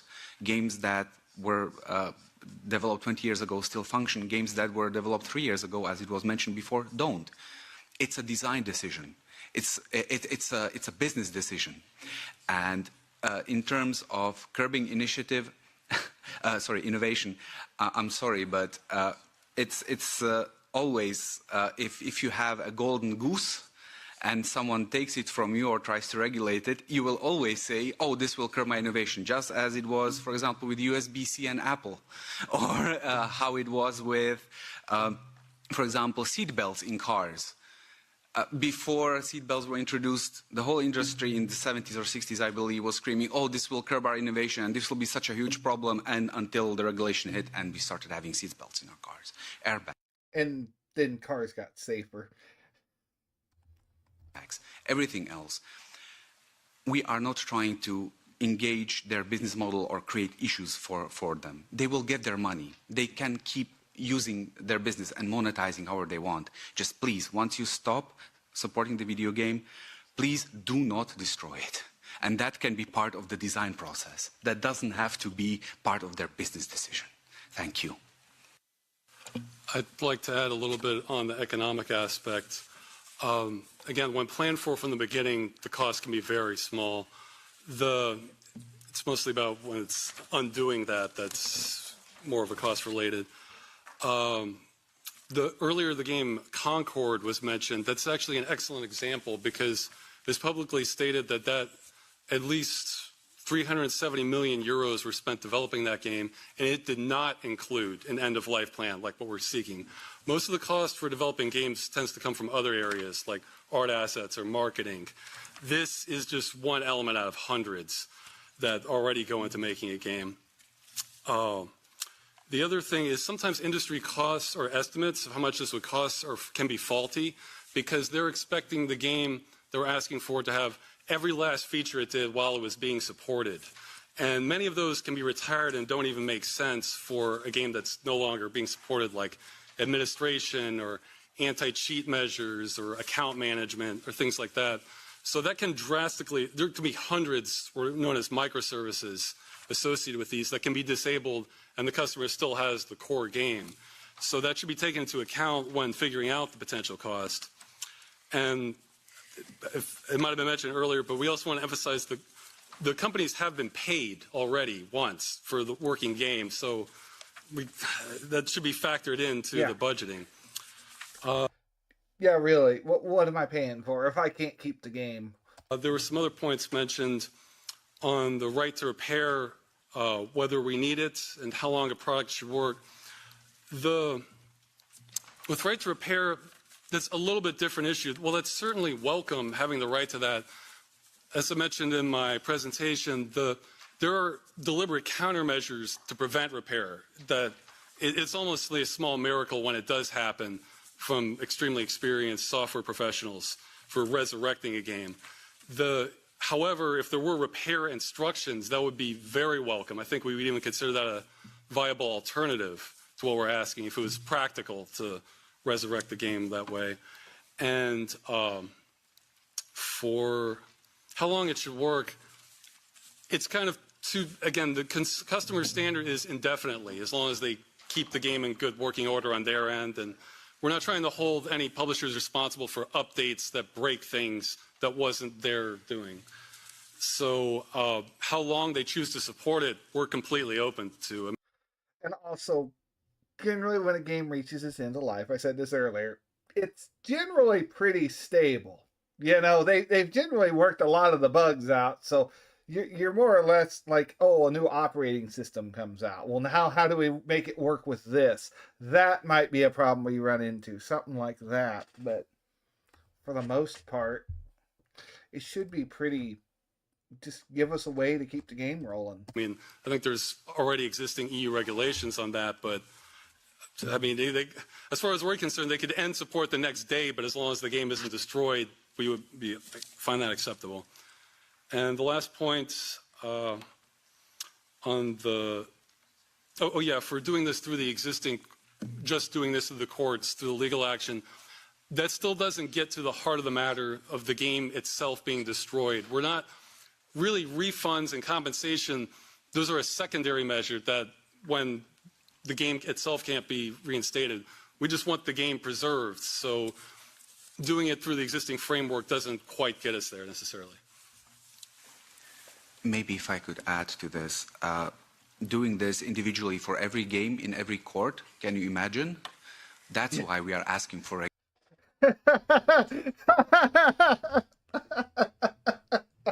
yeah, we had 80 games die, and now we got 80 different lawsuits we got to go through. yeah, they're like, ooh, maybe we do want to figure something out. We don't want to be in here 80 different times for 80 different games. Regulation and harmonization on a European level, so that we have the same playing field. Shwazi was mentioned, legal action in France. That was one game, thousands of players, and it took several years to deal with this. Can you imagine this done 10,000 times in courts? This. Oh, he had a lot more games in mind. Okay. Oh, it's worse than I thought. It's not a viable way forward, and that's why we are sitting here. Very quickly on the right to repair. Sadly, we as consumers don't have remedies of our own. That's the first thing. Second one, end user license agreements prohibit any action. And third, consumers don't even have the right to do so. They don't even have the right to repair their games. It's not included in the directive as it is right now.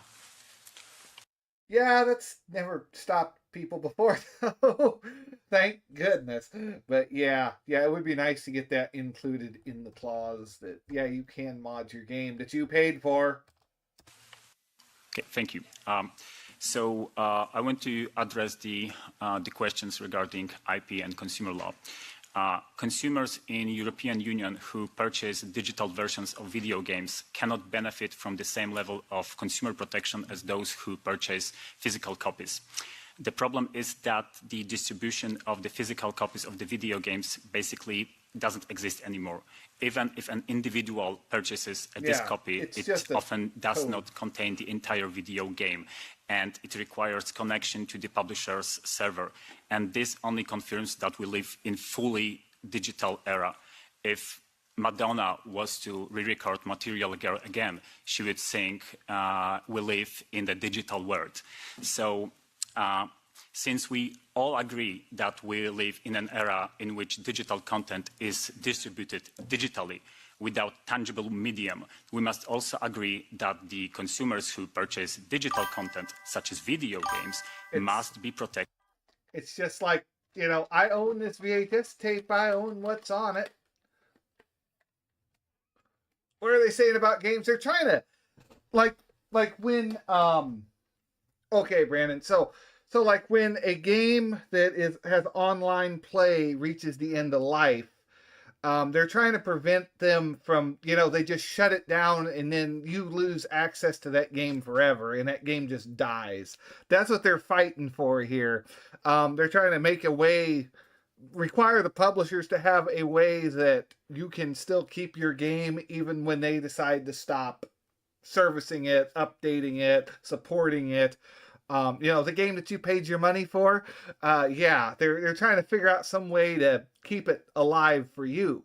And they were going over how, like, physical media, like, you buy a CD nowadays and it's got, like, a product key on it, and you go online, you still have to download the game.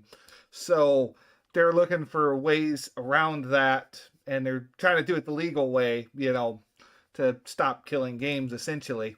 But that's kind of where we're at here, and they are in their Congress. It's not Congress, EU.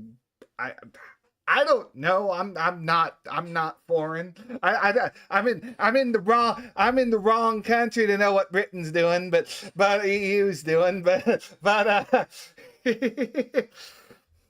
I do like what they're trying to do here, though. I support them 100%.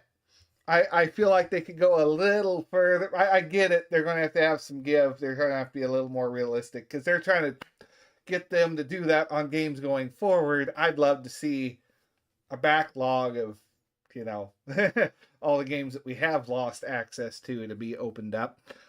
But yeah, that's kind of what they're saying there, Brandon. General overview. This has been like a 40-minute video. We're almost done with it. 10 more minutes. Then I'm going to take a bathroom break and we'll go on to something else.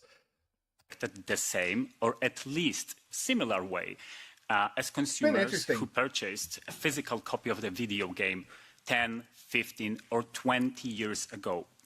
As the Court of Justice of the European Union stated many times, last time it was in case C-174/15 of November 2016, copyright must adapt to new economic developments. And this means nothing less than an obligation to interpret provisions of the EU law in dynamic, progressive manner. Ooh, he found a little clause there we can extort. Gotta love that. And when it comes to the solution, I wouldn't be myself. It's not really extorting. That's what the clause says. I wouldn't put a Latin phrase in it.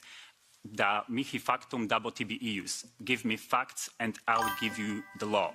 And the facts are that consumers are left without adequate protection when it comes to the digital distribution of the video games. And society... Oh, yeah? You're going to be feeling good tonight, huh? Society faces the risk of permanently losing cultural heritage in the form of video games. And the law, it is created in this very room, ladies and gentlemen. Thank you. Thank you so much for answering all the members' questions and also putting some Latin in our European Parliament. We now come to the second round of members and questions and remarks. We start with Peter Agius, EPP, and you now have all 1 minute per person. Thank you, Chair. Big thanks to the organizers. Very, very smart presentation, very clear. I think you make a point loud and clear for all of us. Protection of consumers online should include protection of gamers online. I have heard in the same committee rooms 100 times that what counts online should count offline, or the contrary. And from the presentations and even from the Commission response, it is clear here we're speaking about unfair contract terms, misleading advertising, producer responsibility, and right to repair. All of these are put into question here. Briefly, I think I also have 3 kids at home, 3 teenagers, all of them are gamers. Oh yeah, warmed up bottle of milk, that will hit the spot for sure. And there is also a point which is interesting here. There is a point of return on investments as well. Because I noticed that my kids, they spend, let's say, 20 euro, 30 euro to buy a game, sometimes 60 euro to buy a game. Then they spend money on a loot box. Then they spend money to get a shield to fight the trolls better, you know, or to do many other things. This guy, he gets it, but he's not a gamer, but he gets the idea. So basically, if this game is interrupted, you know, these guys have a stake. So let's find a way of course, promoting the industry and its welfare, because we are interested in that, but finding a good way of protecting also the right to stop destroying video games. Thank you. Thank you, Chair. Definitely pressing F for the signatures.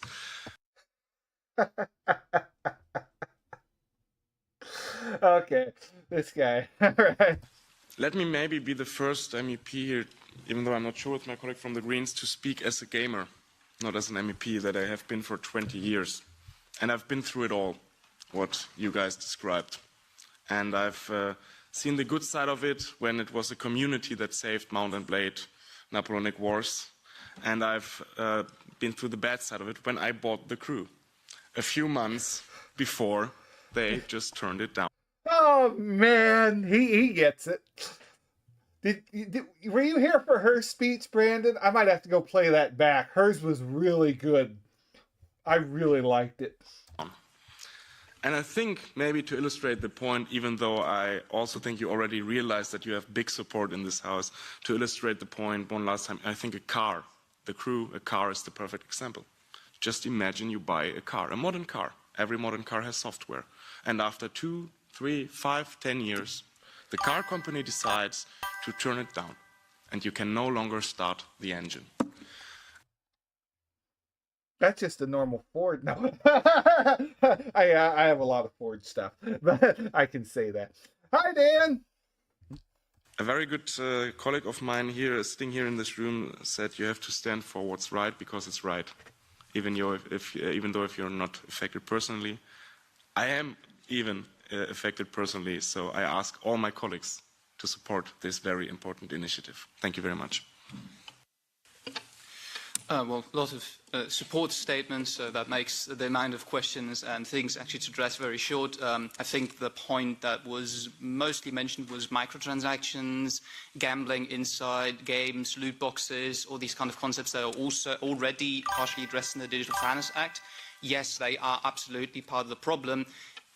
If I buy a game, let's say 60 euros, I know some friends, everyone here likely remembers the game Fortnite.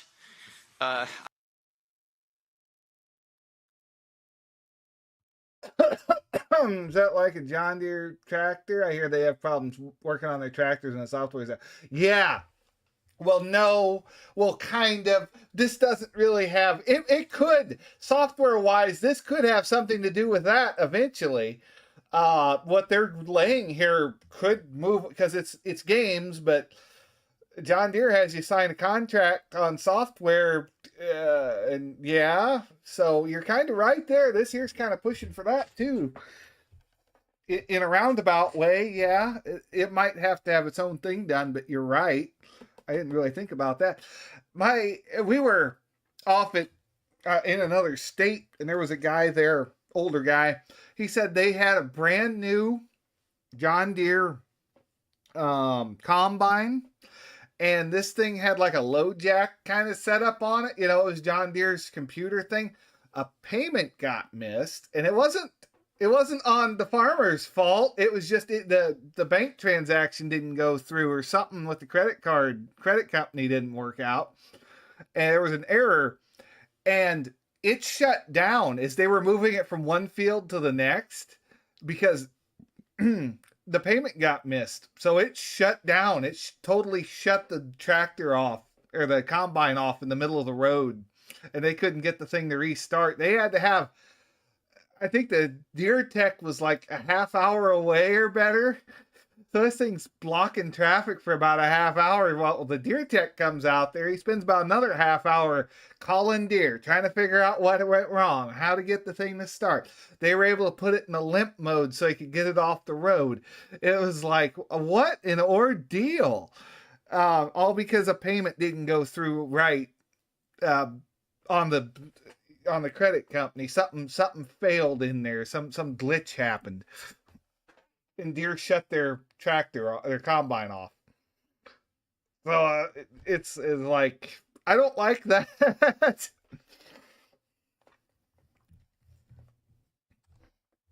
I know some friends formerly from school that put a lot and lots of money into that game and into skins and other contents, and I used my money. I made a commercial transaction, so yes, it needs to be addressed. It is part of the issue. We have free-to-play games that are hugely, in this case, Fortnite being one of the examples, but many others. And we have cases where people put in 2,000 euros into skins, and just shutting that down and taking that away is ridiculous.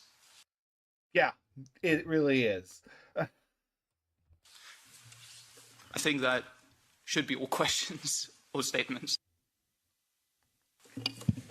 Maybe your honors would like to know that the Spanish Congress is working on a project of law regarding this matter, the loot boxes, and the current focus is to restrict the commercialization of loot boxes to minors. Yeah, that's like Fortnite. A lot of kids play that game. They don't need to be doing that. They don't need to be. It should be a very straightforward, if you want this skin, you buy this skin, not, oh, I got this, I got that. Or You know, it's okay if it's. I think it's okay if it's like you win a match or something and you get a loot box. Okay, but you're not paying for. Since we're playing ping pong here, I'm going to add something too. We at this very moment, this day in the California State Assembly, a bill that we've worked on is being brought in that also has microtransactions in them. We, in the first place, didn't actually look at them. The California State Assembly brought them in, so there is definitely room to add these things properly and find a good definition, maybe not saying, okay, this is the product, but is there a commercial transaction going on? To address the issue, that would be an angle that the California State Assembly, for example, took. Thank you so much. With that, I will give the floor back to the Commission, because there were actually also a lot of questions and also concrete action demands, I would interpret it, so probably you could reply to that. Yes, thank you, Mrs. Chair. Thank you, Anna. 2 points from our side. So, first of all, I mean, a big thank you for these exchanges, because I think it really clarifies again, and thank you for the good questions from all the MEPs. And first of all, I mean, indeed, the consumers are not completely unprotected. I mean, I mentioned and we discussed now some of the rules, but what is really important is to address this specific issue that we have now on the table. And that's the reason why with my team, we're really looking at it and in depth and looking at different options. And we are, as you know, at the same time preparing the Digital Fairness Act that was announced by the Commission for the end of this year. Second point was the reference to the ongoing case at national level carried out by UFC Que Choisir, suing Ubisoft for the closure of the game The Crew. There, I mean, the question some of you were asking is whether the Commission will be a party to this case. I mean, as you know, it's a national case, so it follows really the French national legal proceedings, which is distinct really from the process that we have today with this European Citizens Initiative. So I also, Giuseppe, on the copyrights, give the floor to you. Yes, and thanks very much. Very quickly, and to chip on what Axel Voss, who is the putative father. I'm not going to lie, she was hard to follow. I don't know if it's the accent or what, but I had a hard time following what she was saying. Of the copyright in the DSM directive. From a copyright viewpoint, the matter is a little tricky because there is no mandatory licensing imposed on video game developers. They enjoy contractual freedom to commercially exploit their works and determine the terms of their licenses. The framework does not provide for exceptions that cover end of life of a copyright product. Now, having said that, there is a provision in the directive on works that are no longer commercially available and provides for the possibility of licensing such works through collective management organizations and cultural heritage institutions.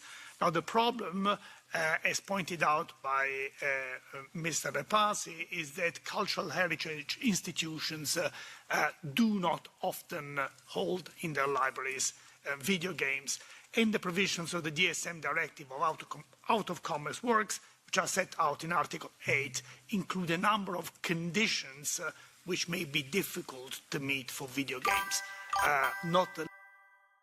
Oh boy. Oh boy, we gotta find a stick in the mud, don't we?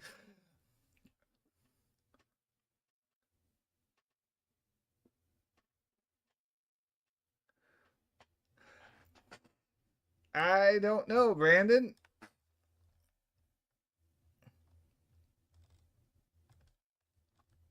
Least the possibility for the video games, for the right holders basically to opt out from the exceptions. Having said that, we are now undertaking a review of the copyright in the DSM directive. We will give it a very good thought and we will revert fully on this issue in July. Thank you. Thank you very much. So this concludes our hearing. I mean, I can just say that I heard a lot of support from basically all the political groups for your initiative, and I can congratulate you again for the great work you have done, and yeah, all the citizens that were also engaged in the topic. I would just at the end give the floor also to the Vice Chair of PETI again, and then to the Jury Chair if you want to for some concluding remarks, please. Thank you, Chair. On behalf of PETI Committee, I obviously would like first to sincerely thank you everyone for the focused and constructive discussion we just had on the European Citizens Initiative Stop Destroying Video Games. And the hearing allowed us to fully listen to and assess the potential of the initiative. I would like to thank all the speakers who have brought further clarity to the issues under discussion. And today we have had the opportunity to understand directly from the organizers, experts and stakeholders about various challenges that arise when video games become unplayable after sale due to discontinued services or disabled access.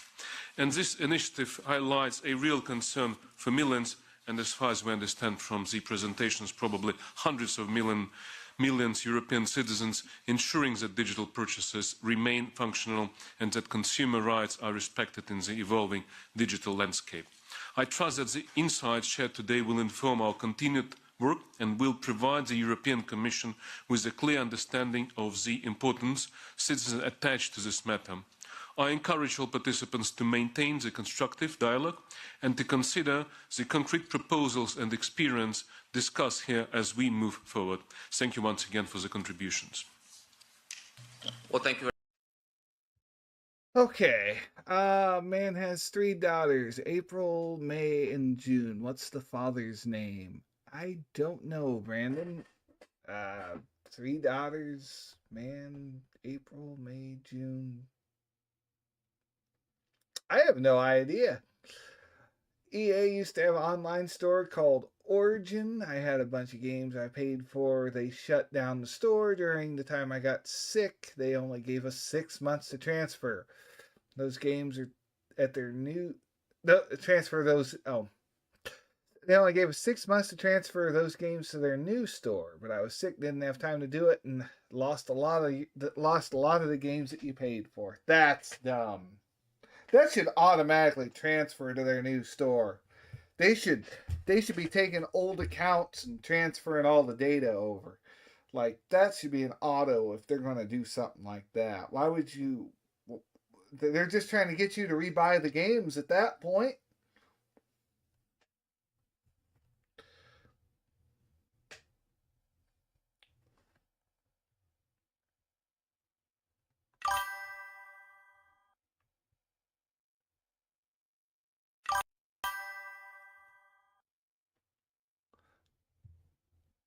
The father's name is what?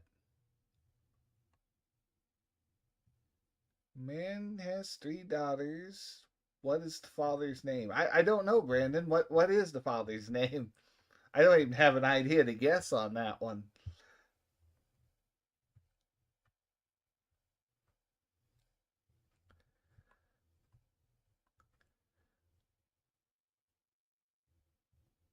Games is in trouble. Well, that was nine months ago. Has Accursed Farms done anything recently? Hello! This is probably the final update to the Stop Killing Games campaign. Though I'm coming at you a little bit like a time traveler would. It'll make sense. Now, let's see here. I want to see if he's got anything new. 3 weeks ago. When was that? I have some news on the Stop Killing Games campaign. Arguably our biggest news so far. Actually, I have 2 items, so I'll just jump right in. The UFC Courchoisir, a major consumer advocacy group in France, is suing Ubisoft over removing the crew from customers. This is a big deal. Oh, the father's name is what? Okay. I'll go over why, but let's look at what they have to say. Now, the version I'm reading is translated from French, so it's possible the wording here may not be 100% accurate, but it's good enough for the broad strokes. The UFC is suing Ubisoft in the Créteil Judicial Court following the shutdown of the servers for the crew. This unilateral decision rendered the game completely unusable. depriving consumers of any access to a game they have purchased without having ever been informed of any expiration date. You know, I like how they're putting expiration date in quotes because games are code. If the storage medium is good, they can last forever. There should not be an expiration date on games. What? How many games have we played that are from the 80s that are just here forever because they're on the PC? Hey, here's a book. When do the words in the book expire? Similar concept. Now, of course, the platform the code runs on can change. We have scrolls from thousands of years ago. You can still read them. But that's not the game maker's fault. And I know a few out there are saying, I don't understand. Games can also depend on code not on the customer's system, or sometimes even the publisher's. Yes, and doing that with no end-of-life plan is exactly why Ubisoft is getting into trouble. Let's continue. Supported by the Stop Killing Games movement, the association intends to obtain a crucial court ruling on the following question. Does the purchase of a video game in physical or digital format allow players to claim at a minimum a right of use totally independent of the sole will and authorization of the publisher? For the UFC Courvoisier, the answer is obviously yes, which is why, through this action, it is demanding the removal of certain unfair terms from Ubisoft's contractual conditions and the... Is it ouch? I don't know. I don't know, Brandon. Cessation of commercial practices that it considers misleading to the detriment of consumers. UFC Courvoisier believes that by abruptly depriving players of all access to the crew, Ubisoft has violated fundamental consumer rights. It is unacceptable that Ubisoft considers in its terms and conditions that players acquire only a simple license to use the game, which would then be revocable at any time by the publisher. Exactly. And look at the terms they're contesting. To deny consumers ownership rights over acquired game copies, to remove all access to the game without guarantee of maintaining an alternative mode of operation for consumers. Now here's an area that could be a language difference or has some nuance. We of course don't think companies need to maintain anything once support ends. They just have to not destroy the damn game in the process. I think that's probably what they mean. To make the use of the game subject to online services that may be interrupted at any time by the publisher, and to exclude any refund of sums credited ouch by consumers to their Ubisoft electronic wallet. Okay, the wallet part I'm a little unclear on, since that sounds like an additional issue Ubisoft might be in trouble with. The wording on this sounds like Ubisoft might have been fleecing people another way with digital wallets also. That's not Stop Killing Games issue. But we're certainly not complaining if the UFC is adding that to their lawsuit. What I find more interesting is the part above that, about not making the game depend on online services that can be turned off in the first place. That's a more radical stance than what I've been aiming for. Not because I'm against it, but because this has been such an uphill battle for us every step of the way. So I wanted to maximize our odds of success, and that's an even bigger ask. So thank you, UFC, for pushing the Overton window past where I am, with a lawsuit no less. I've seen many comments similar to this before, saying publishers shouldn't make games require a connection to them if they don't need to. I've never pushed that argument, because you can bet publishers will insist they always need to for every game they do it in.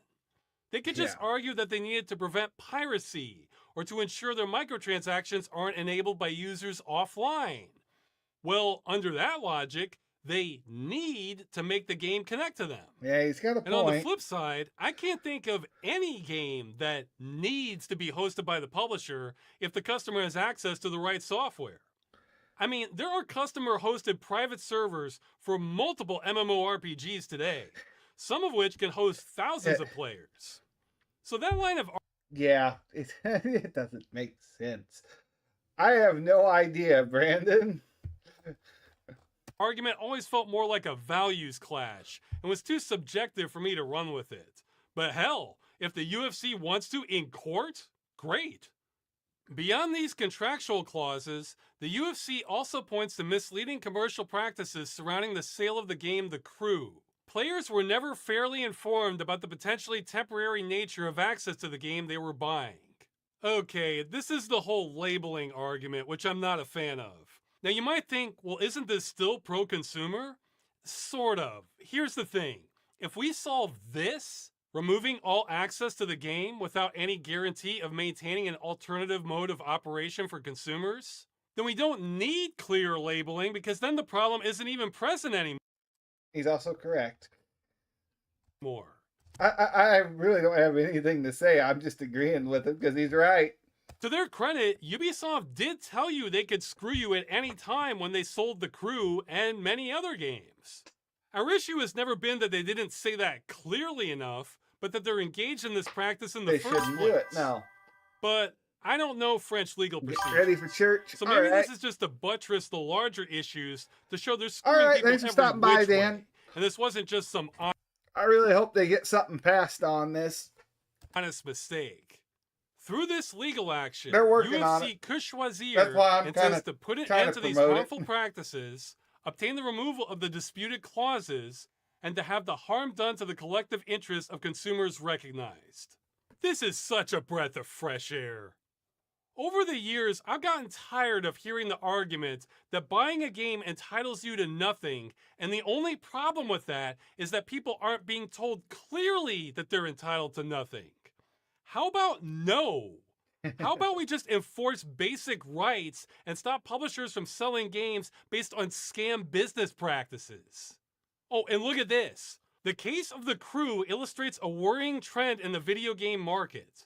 More and more games require a constant internet connection, allowing publishers to remotely disable games legitimately purchased by consumers without justification or alternative solutions.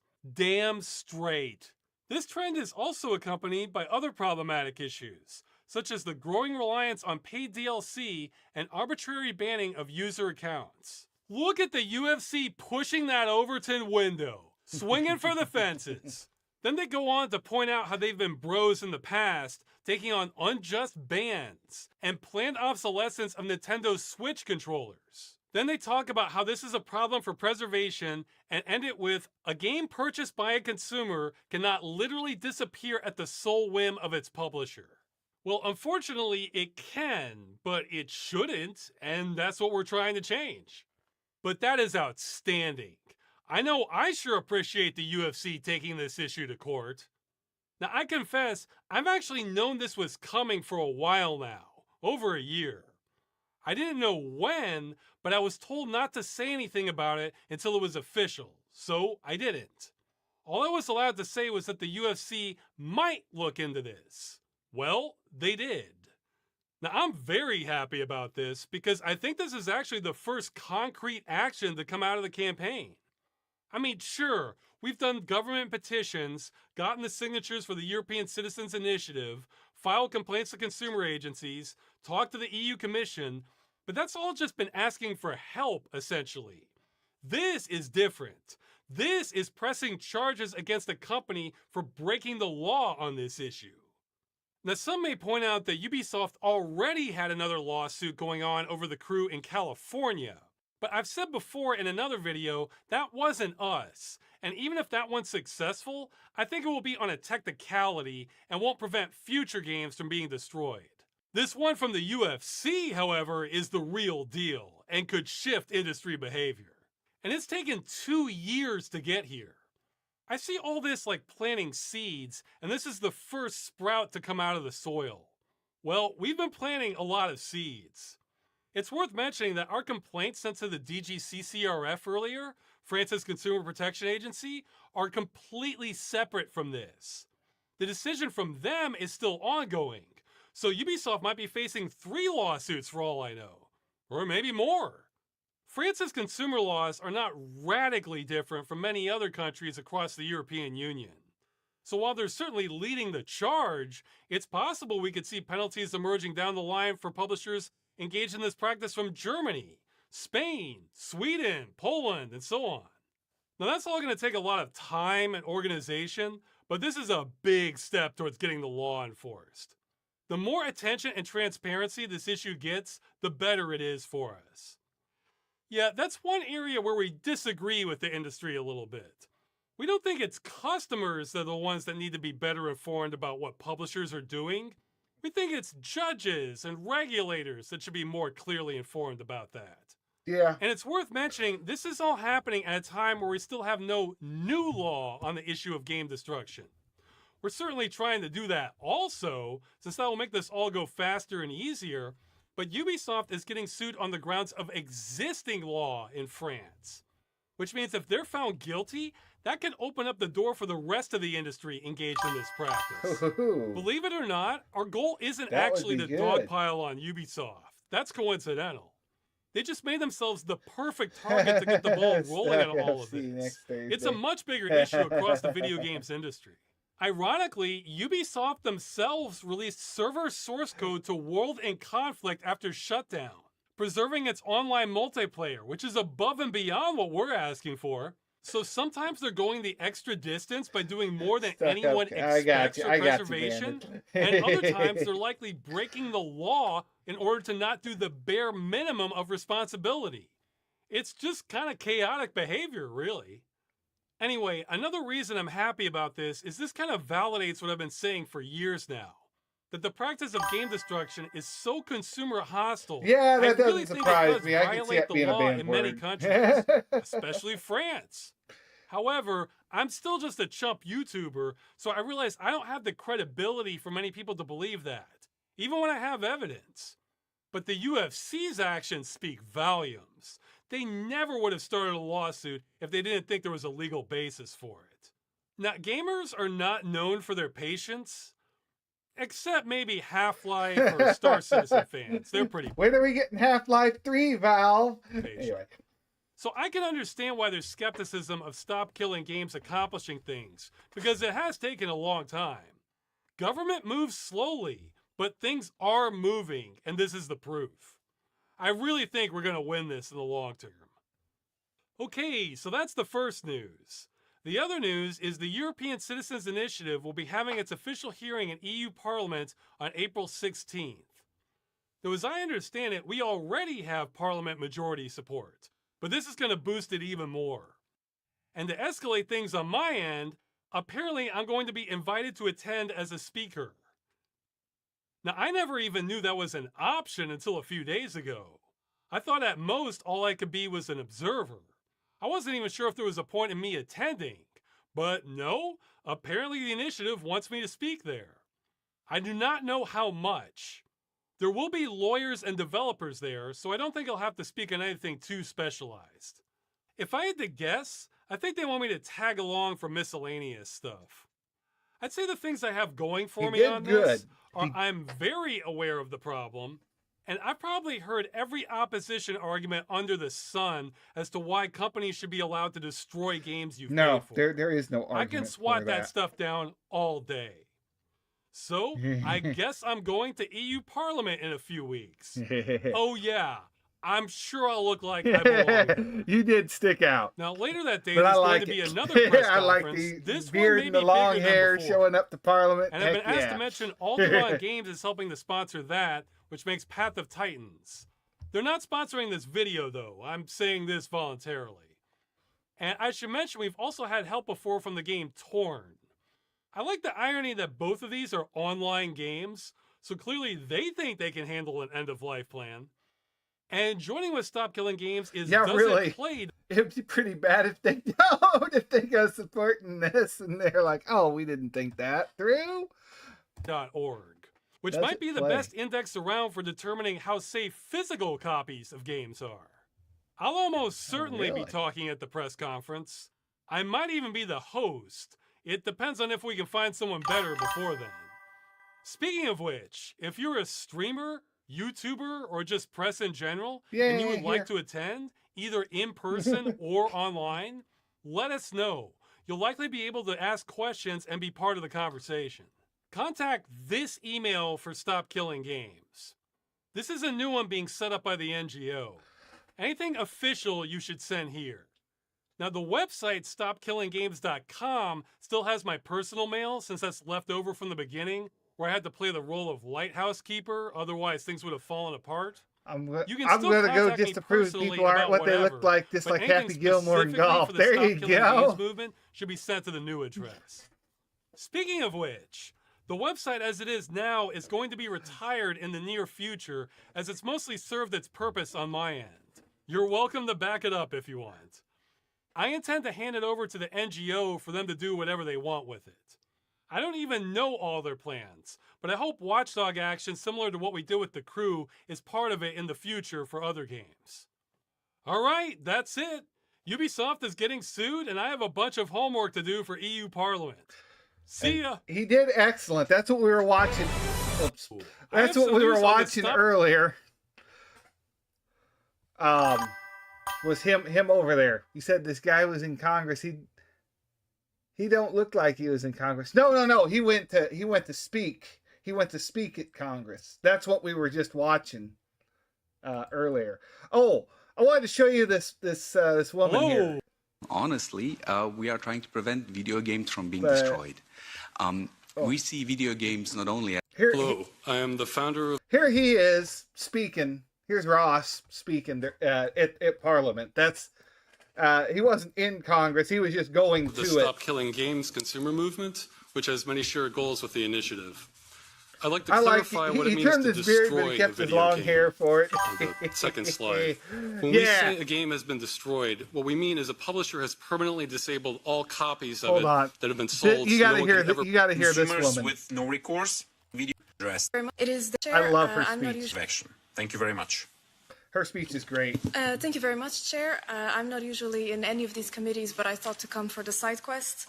It is dangerous to go alone into the digital future without clear consumer protections, and I don't want to set the world on fire, but the truth is that the way we own media has shifted into something that's very sus. Too often, citizens buy a game only to find out that the cake is a lie. You buy a game, you hope... The cake is a lie. Very sus. I don't want to set the world on fire. It's dangerous to go alone. She just drops a bunch of video game references in her speech. Cherished for years, but then one day it's suddenly gone. You think, shit, here we go again. Here we go again. When the publisher pulls the plug, we realize that our princess is in another castle. Our libraries are emptied. It's like we've died of dysentery. Oregon Trail! As we've heard, currently players are forced to see the purchases that they made completely vanish.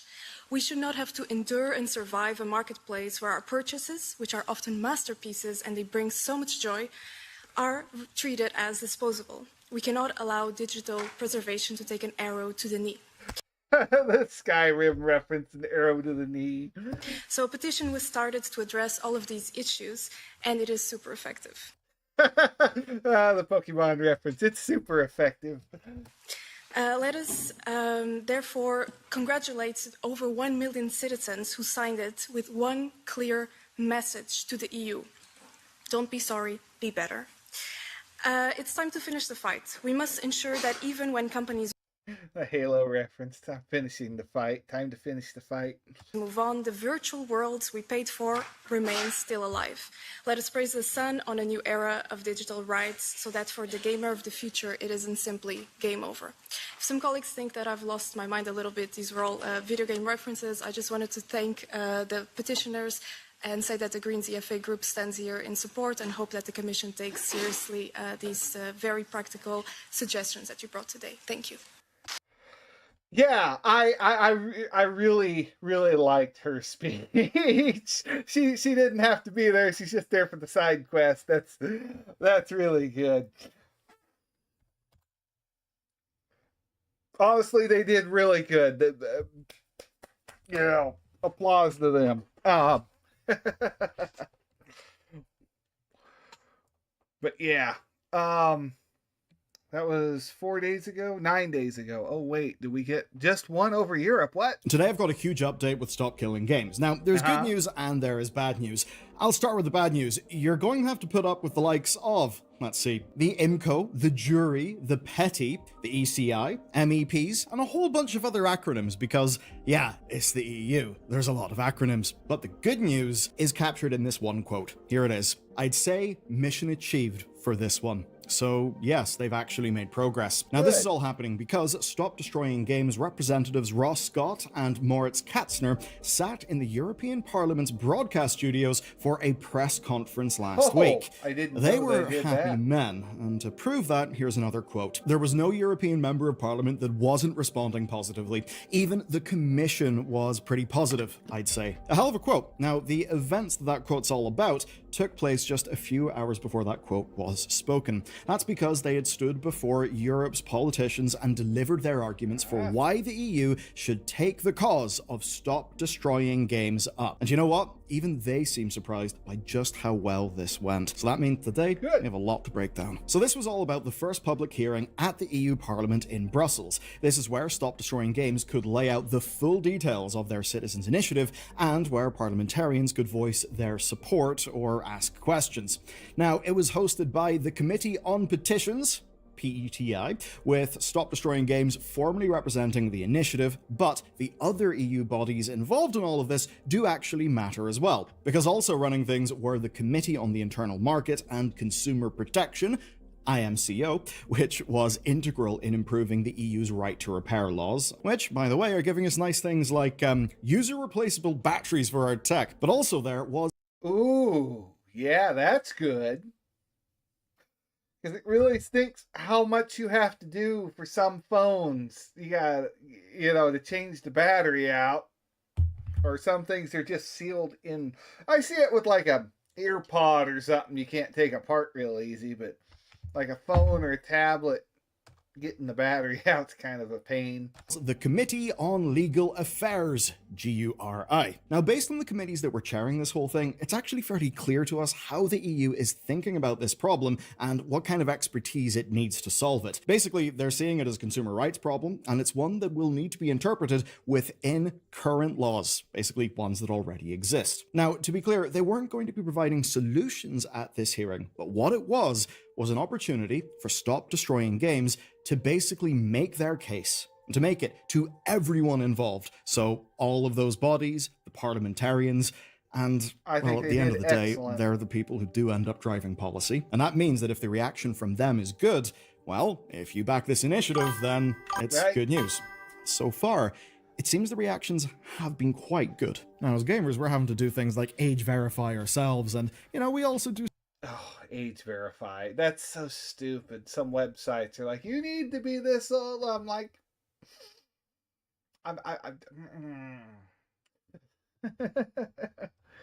Stuff like ordering DoorDash. Well, you may know about the DoorDash data breach last year. There's also all the stuff going on with our good friends at Discord. Remember the breach they had last October that just... Oh... And I just started a Discord account, or I just got into a Discord account. Ooh, I don't like that. Just got loads of people's government IDs spread across the place, so Oh, well, I never gave them my ID, so... Driver's licenses, passports... It's not good, and it's why I use Incogni. They're our way to fight back, they're today's sponsor, and basically, whenever data leaks, data brokers exist. They harvest it, they sell it on. Well, and if you ever wondered how a spam caller got your number, it's things like that. Now, Incogni solves this by automating the legal work you'd otherwise have to do, and you can join at incogni.com/bellular news. You'll get 60% off an annual plan. You agree with the age verification? I do to a point. Info, and that's basically that. You've got a legal right to have your data taken down, but it takes hours, it's not permanent. If there was... Incogni handles it, where they scan the brokers, they send the requests, they add you to suppression lists. The only downside and it's quite cool. On your dashboard, you can just see the names of all the data brokers that they've, yoked your data from. You've already been age verified, you're still going to get into really it. Spooky names. And they've also got a new feature. When I was younger, it was like, oh, are you 18 to go do this? It's like, oh, yeah, just sure. Paste them a link and have their team look into it for you. Where's the will, there's a way. Dashboard. 259 takedown sent, 6 in progress, 253 completed, 22 suppression lists, and they're monitoring 23 data brokers to ensure that they're not being sneaky bastards and they're actually compliant. I mean, it's nice not having some things just 60% straight out there for everyone to find, but at the same news. time, it's like... Okay, to break this down, there are 3 relevant parties here. There are committees commission representatives. Those are the people who will initiate any action. Then there's various MEPs. They represent either their political groupings within Parliament or just their own interests. And then, of course, the third group is the Stop Destroying Games team. That comprises of Ross Scott, the founder of the Stop Killing Games movement, and then SDG's organizer, Moritz Katzner. As for the MEPs, Katzner and Ross are mostly right. Things were actually very positive. This is very heartening. Many people simply just made supportive statements. Several, though, did bring up their own gaming experience, and at least one of them did that in the form of dozens of memes and references. So it's at least nice someone's trying to make European Parliament it was a Last of Us and then others were talking about wanting their kids to be protected from anti-consumer behavior. Others who responded were pushing the conversation somewhat into the microtransaction spend area, other things like the cost of games and potential risks. I know, but I'm just saying that. Now, there were at least a few challenges. As an example, the German technocrat Axel Voss did specifically try to raise concerns around the legal implications of any changes made here, and that's especially around preserving creator rights as well as consumer rights. And he was specifically interested on the potential impact on licensed content like music or cars, and that kind of thing didn't get fully addressed in the session. Though, if you have played video games, I mean, yes, with cars, but I guess mostly with music, you know what it can be like whenever licenses expire and all the annoying stuff that can happen there. But here's what massively stood out to me, right? And it was a very compelling point. And that is basically that the right to repair idea wasn't really enough for a video game use case. And that's at least in part because developers limit what users can do to the actual games. Where it gets interesting is the suggestion of what to do, which is that rather than a right to repair sort of principle, the principle should instead be a right to resurrect. And that means you heard it here first. The EU, backed of course by George Soros, is now going to investigate necromancy. Okay, I'll take the tinfoil hat.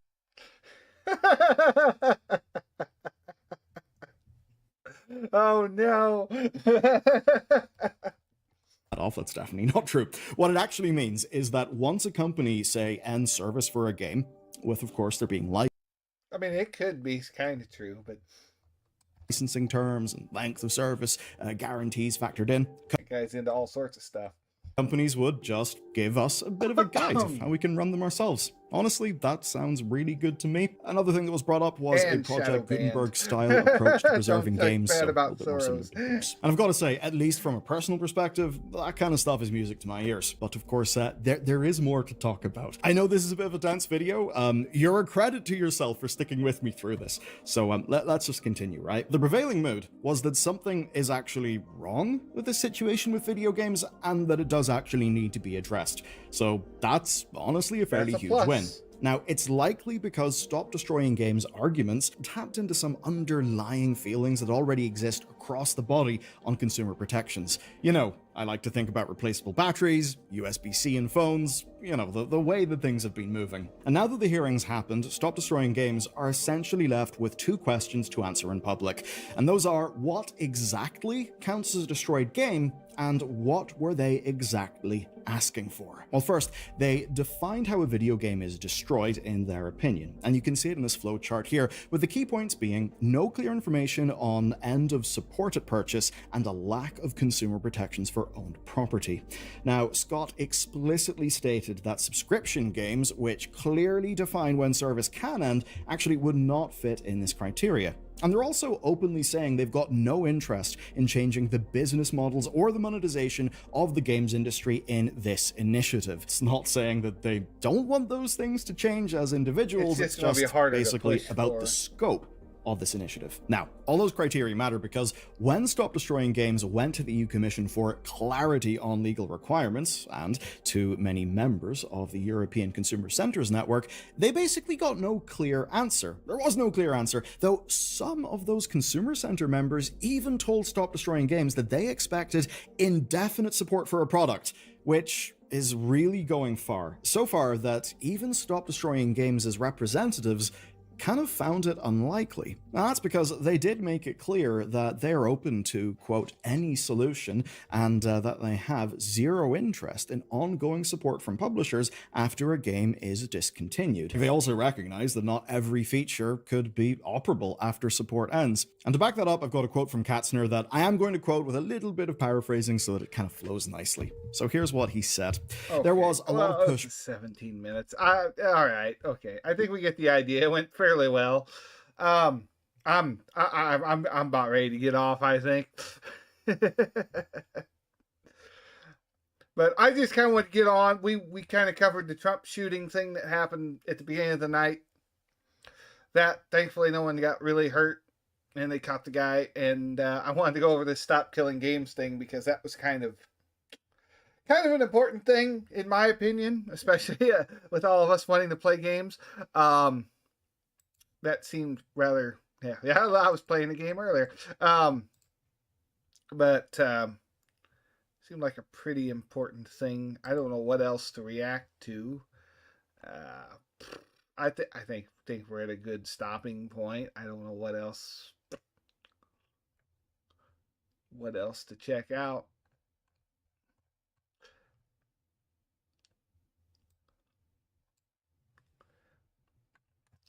So anyway, if you're still, yeah, pretty important. That's what you're saying yeah to.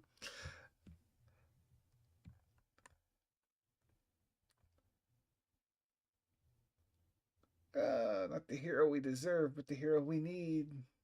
Love the idea of a public library to preserve games. That's, yeah, that's a good idea. I liked that. That was a good idea.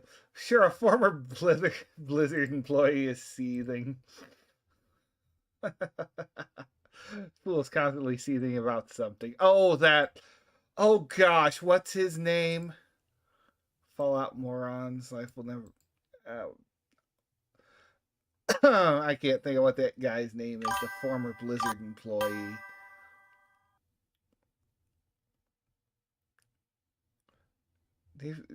I never knew this. Subs and followers. All right. We picked up a follower.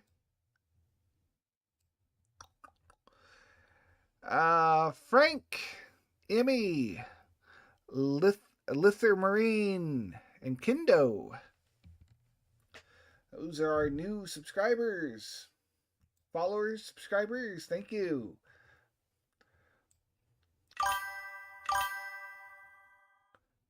Fisherman versus Karens. Ooh.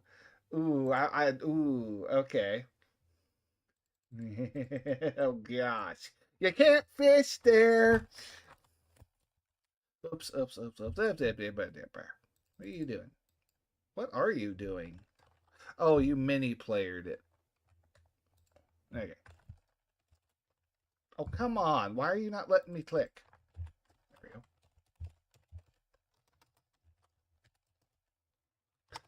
Can I spell?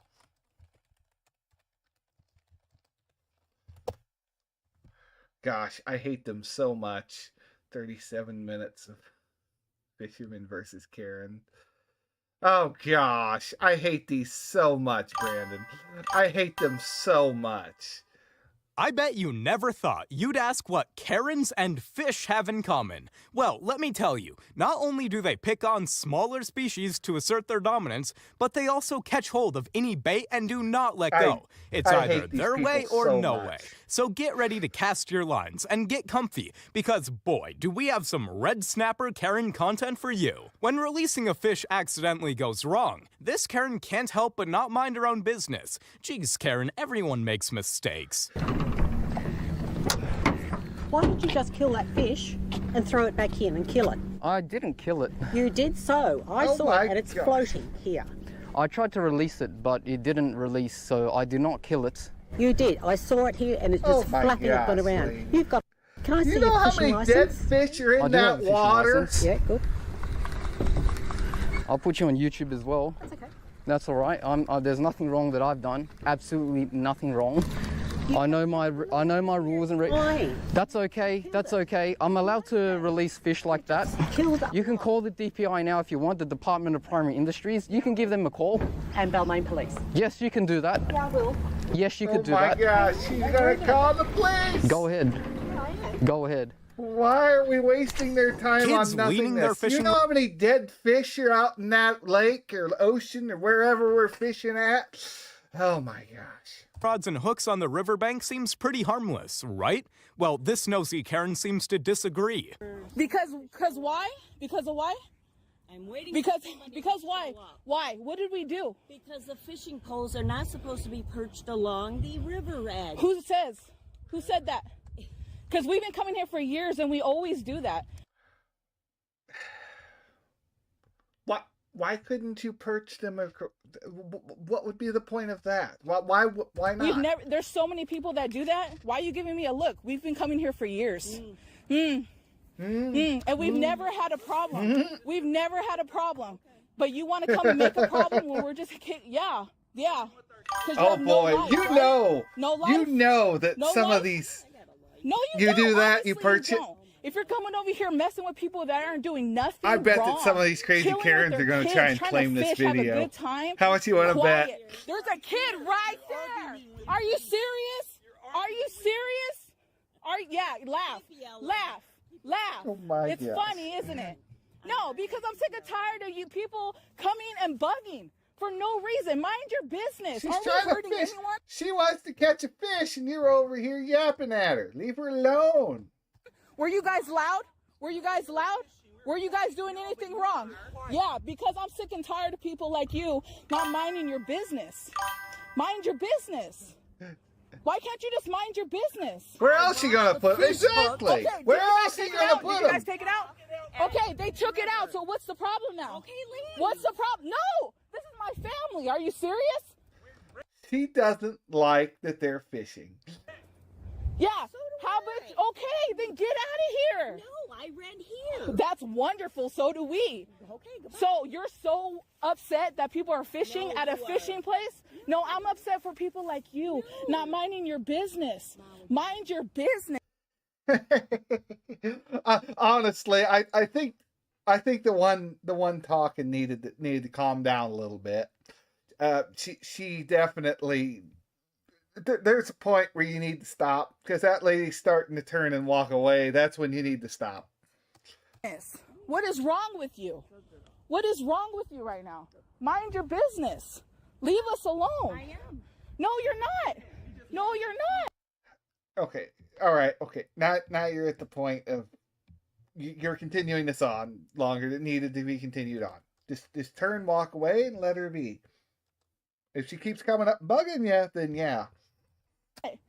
Leave it. Yeah. You think this is funny because you have no life. You have no life. Are you intoxicated right now? No. Are you She drunk? might be. Because only drunk She people looks would a do little. this.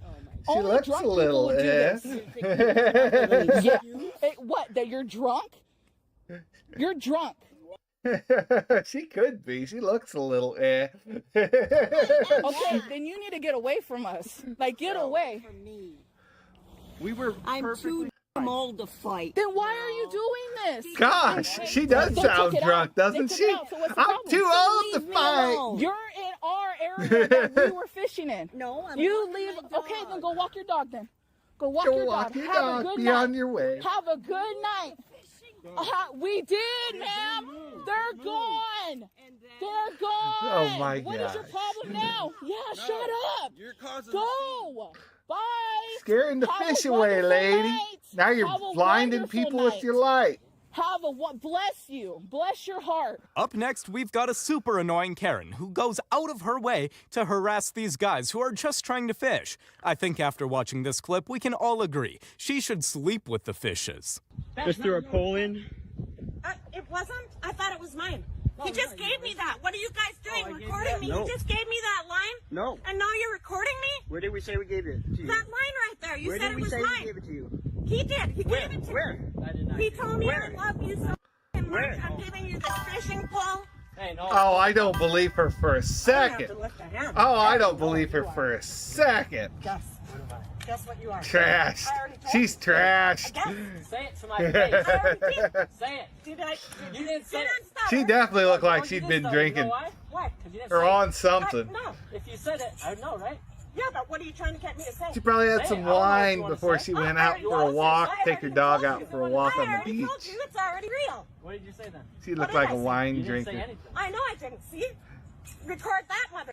Say something, right? See? Did you hear him? Yeah, you already said I didn't say anything. Say it. Say it to my face right now. Say, I already did. oh my gosh. Nothing. You said I didn't it. say anything. Say it. I already said. Gosh. I already said. Some of these arguments are just pointless. This is why I don't argue with people. Lies. And then he tells Why would she throw her own say pole in the anything. water? That doesn't make any sense. Why? Yeah.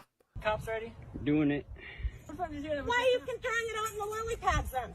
Because that's where the fish are. There are no fish in the lake. How do you know that? I know. You swim in there? I hate to break it to this, Kevin, but Swim sadly... Do you swim in there? How do you know? Why would there be no fish in the lake and there be a nice dock set up there with a fishing area? That makes zero sense either, lady. Oh, boy. I'm going to get canceled. I need to watch what I say. Oh, you can't cancel someone with no views. He doesn't own the lake, and this fisherman is ready and armed with public law. Sir, you're in private property and our boat's left. Can you please take it back out to the river? This isn't private property. This is private property. No, it's not. Our boat. It's not. You're in the lake. The lake is public. Now, if he was up on your dock area, then yeah, that'd be a problem. But not where he is. All of these are privately No, owned. they're not. Yes, they are. No, this is all navigable water. If you don't get out of here, I'm calling the police. Call the police. I'm calling them right now. Call the game warden. I've dealt with this before. You're an asshole. You leave now. It's now private property, sir. It is private property. No, it's not. My goodness. Just ignore him at that point. Just say, call the police. You can talk. They'll talk to you. That's all you got to say. Ignore him. No fish here.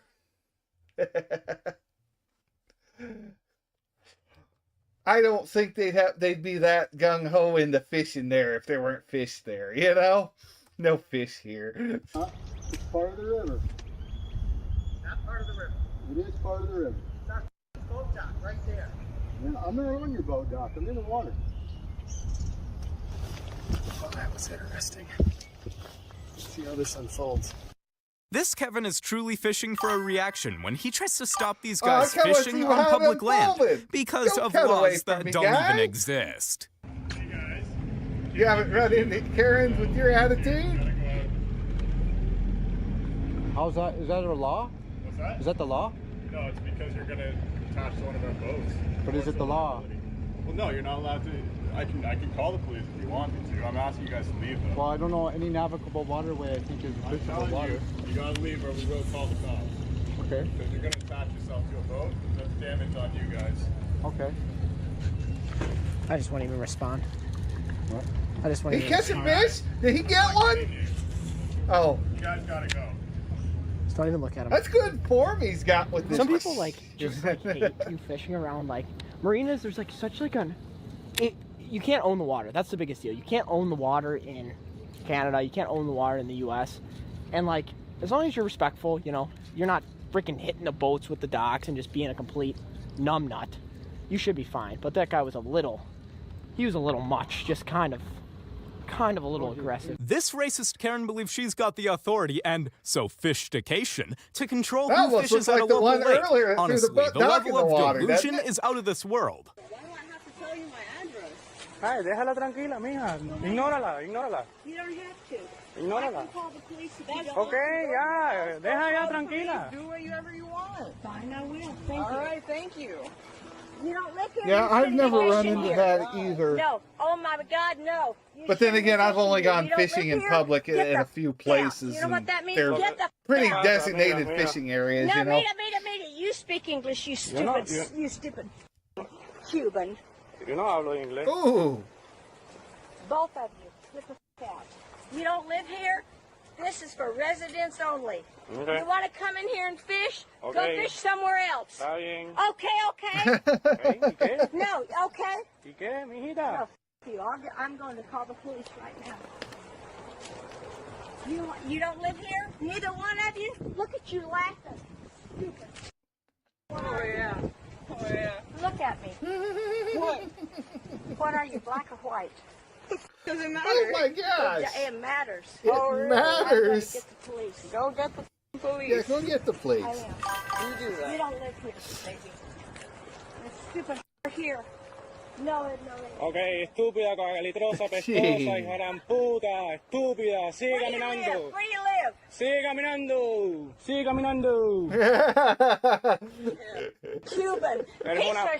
Eres una puta. Yeah, you fish. Where you fish, it's pretty. Racista, It's pretty. racista. People know you're gonna fish Este there. bollo que debe tener el bollo ese. Oye, cállate la boca tú, pendeja, ¿qué te vas a hacer? Sí. Go ahead. Don't touch me. Don't touch me. Then you get out of here. Get out of here. Touch me one more time. Gosh, she reminds me of that old lady from the game we were playing earlier, Biohazard. You're in front of my face. Stay away from my altar room. Oh, I said, honestly, you know what? She's gonna start stretching her arms out, chasing after him. Oops, watch out, There'll be we've got a Karen spiders trying to coming out of the assert her cracks. authority on the water, and she's ready to literally dive in, hook, line, and sinker.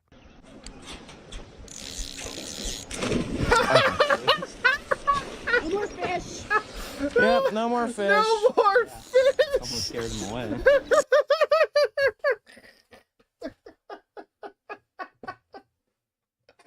Oh my gosh! No more fish!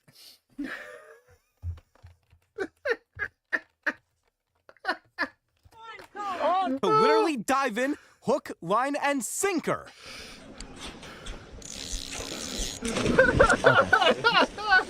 No more fish. She just, boom! Scared them all off. Oh my gosh. Oh, what a splash. Oh. Whew. I need a minute after that one. Jeez. Yep, no more fish. Someone scared him away. Someone scared him away. Hey, Casta over there, you're going to catch a big one. It's a little unacceptable, but we'll leave. That makes me want to fish there even more. Just trying to fish. That's all we're doing. Bye. See ya. When this guy came to fish at his local river, I bet he never thought he'd be able to catch a full-sized adult Karen, and with unlimited entitlement. I bet he can't wait to weigh her and stick her to a plaque after this encounter. Weigh her and stick it. That's what you need to do with the last one.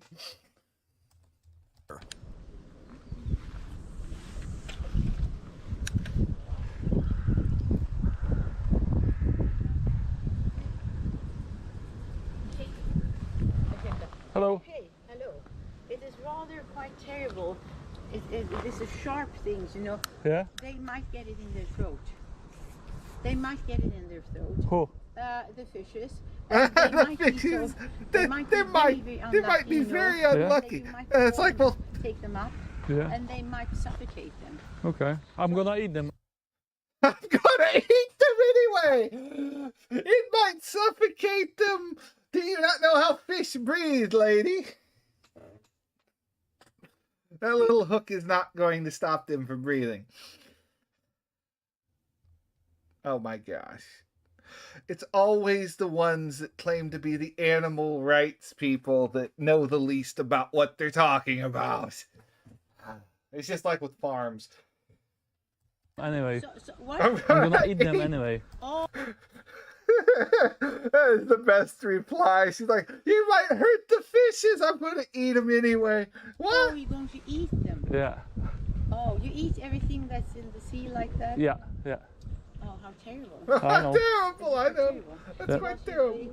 This is, quite terrible. I know. Don't do that. Okay. Don't do believe that? Vegan and things like that. Oh, all right. That hurts them. My gosh. It's a vegan. I knew it was a vegan. Oh, gosh. Yeah. You know that all they do is eating their babies whole day, yeah? No, they won't believe that. They'll never believe that. Like I say, they're the ones that act like they know the most, but they don't know anything. The pikes as well. Pikes are cannibals. And they eat, but listen, I eat only fish that eat another fish that is smaller. Off to bed. All right, I'll see you tomorrow. I'm going to finish this video out. Did you see my reaction to the lady that jumped in? I lost it. So it's quite fair, isn't it? No, it is not. It is I didn't not. know if you were in here for that. What about when the They giants? eat, listen. What about when the giants come? Yeah. What about when the giants come? What is she on about now? Wait, what? And they eat, but listen, I eat only fish that eat another fish that is smaller. So it's quite fair, isn't it? No, it is not. It is not. No, why not? We come. What about when the They giants? eat, listen. What about when the giants? People come? eating tasty animals. Wait. But the women have to give birth to some children, things like that, as you say, and then the giants will eat the children, and then they have to take out all the milk and get so they can have some milk. What? I need to listen to that again. I still don't understand how did we get to this? Listen, I eat only fish that eat another fish that is smaller. So it's quite fair. One more time, lady. No, why not? We come. What about when the They giants? eat, listen. What about when the giants come? Yeah. What about Yeah. but the women have to give birth to some children, things like that. When the giants come, the women will have to give birth to some As you say, children. and then the giants will eat the children. The giants will eat the children. What is she on? Where are the giants coming from? Where are these giants coming from? He did. Man, that one got me good. And then they have to take out all the milk and get. They have to take out all the milk so they can have some milk. Yeah. You think so? But listen. No, they only eat things that are smaller than themselves. Yeah.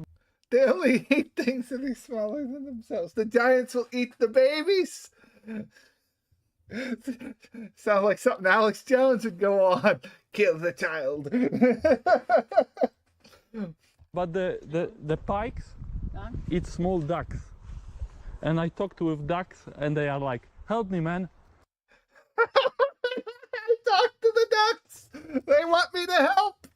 The pikes are Take eating out our the children, pikes. so I'm trying to help The ducks are the giants. out the ducks. Well, it's better to get rid of that kind of business. I know. Eat only soya fish and things like that. Much better. Yeah. Eat fish? Eat only soil and fish. But what do you think he's doing, lady? He's trying to eat the fish. Where do you think the fish come from? The fish come out of the water. Okay, it might take 20 minutes to try and finish this video because I can't wrap my head around what she's saying, Brandon. I don't think there's much left. All right. Yeah. Looks like there's about Is riding a horse is okay? 6-7 minutes, something like that. Well, usually they can, but I cannot. Hey, Hector, is he frightened? Oh, is she gonna go bug the horse person? Cause the horse rider? Because they're riding on an animal? Is that what we're gonna get next? That's fine. Okay, I don't want to keep you up too late. This is pretty enjoyable though. I am having fun with it. I hate watching this though. I can't stand people like that. I guess it means they're just open targets though. They make themselves easy targets to go after. I'll think about it. I'll think about it. Please do. I'll think about it. This Karen just won't let go of her line when it comes to these fishing poles. She learns real fast that getting these staff on her side is a hard catch. We got Walmart. We got a Coach. Oh boy. Coach is kind of the top top guy there. You got your team leads, you got your coach. You really just put all those fishing poles because your pricing was wrong. And now you saying I can't get any because I'm the customer, sir. Have a good day. And he's doing the right thing. Have a good day. Like, leave. Yeah, they're easy targets. Well, they do it to themselves.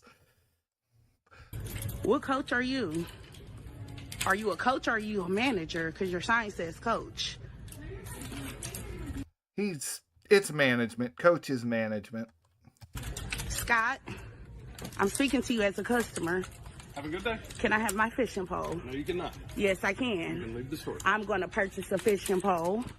Yes, I am. And why can't I purchase a fishing pole? Because I have an attitude? Because the pricing was wrong? Have a good day. No, I'm not going to have a good day until you give me back. Okay. Well, I'm a little confused here. Generally, if we misprice something, we honor the price that's on the thing, because we have done that with stuff. Someone put up a display of TVs before on they changed the shelf out to a thing of TVs, and they never changed the price at the top of it, the sign. And it was like, $120 32-inch TV or something. And we had it up there for like $50 or something, whatever the last thing was. And someone said, well, it was $50. And it's like, well, that's what the sign said. It was like, all right, that's our bad. We failed on that. We didn't. That's why they're always on us to update our prices, We generally try to walk the store in the morning, or someone does, and look at the displays, the features that get put up, early on, and go, okay, that one's right, that one's right, that one's wrong. No one changed that before the store opens. Where should they be, Scott? Where should they be? Okay, guys, I'm at Walmart, Beach Grove, South Emerson Avenue. I had pulled these fishing poles, and he's putting it back in the same spot. I had put these fishing poles. Oh, they were in the wrong spot.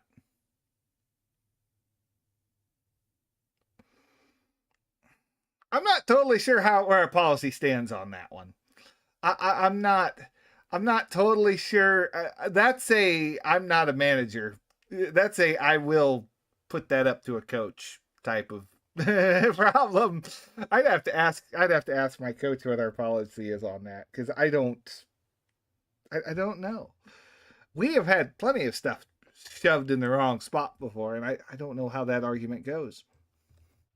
Was she buying all of them? I don't know. From where they says $9.88.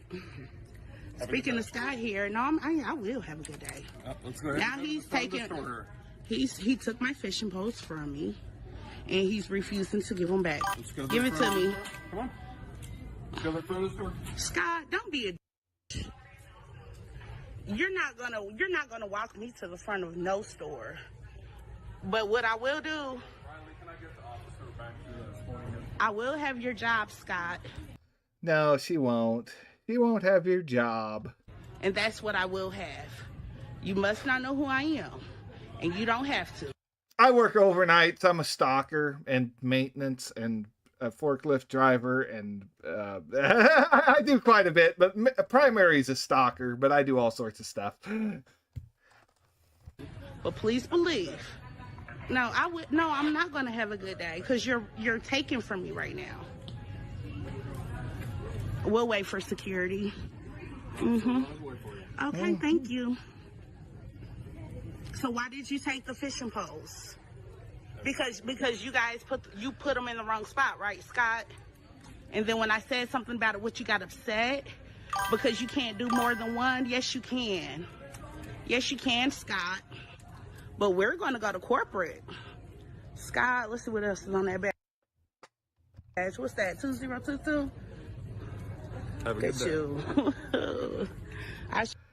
No, he's doing the right thing. He's showing her his badge and everything. It's like, that's fine. Sure will. Excuse me, are you a manager? Yeah, that's a forklift certification, that bottom bit. That yellow. Okay, can I speak to you? Because there's coach, and then there's the forklift. Lift certification. Excuse me, ma'am. Oh, I do? You don't even know the situation, but now I need to be escorted. Yes, you do. Why is that? Because you're causing a scene. No, I'm not. There's no scene. These are employees. That's the one they sent back? I don't know. Sometimes I hate to say it, sometimes you just need a big guy running your security stuff. You know, I hate to say it, but some jobs just need to be a big guy. So wow. I hope she's waiting So Miss Team Lead Robin, am I causing the scene? Oh no, she was another coach. Never mind. She didn't have security on her. I'm not in this. We granted you one. You went a little bit too far. That's not why? Because I wanted to purchase 2 fishing poles where I got them from. What's your name, Briley? Yeah, we're definitely. I'm not giving up on this one. Matt, could you go to your out, please?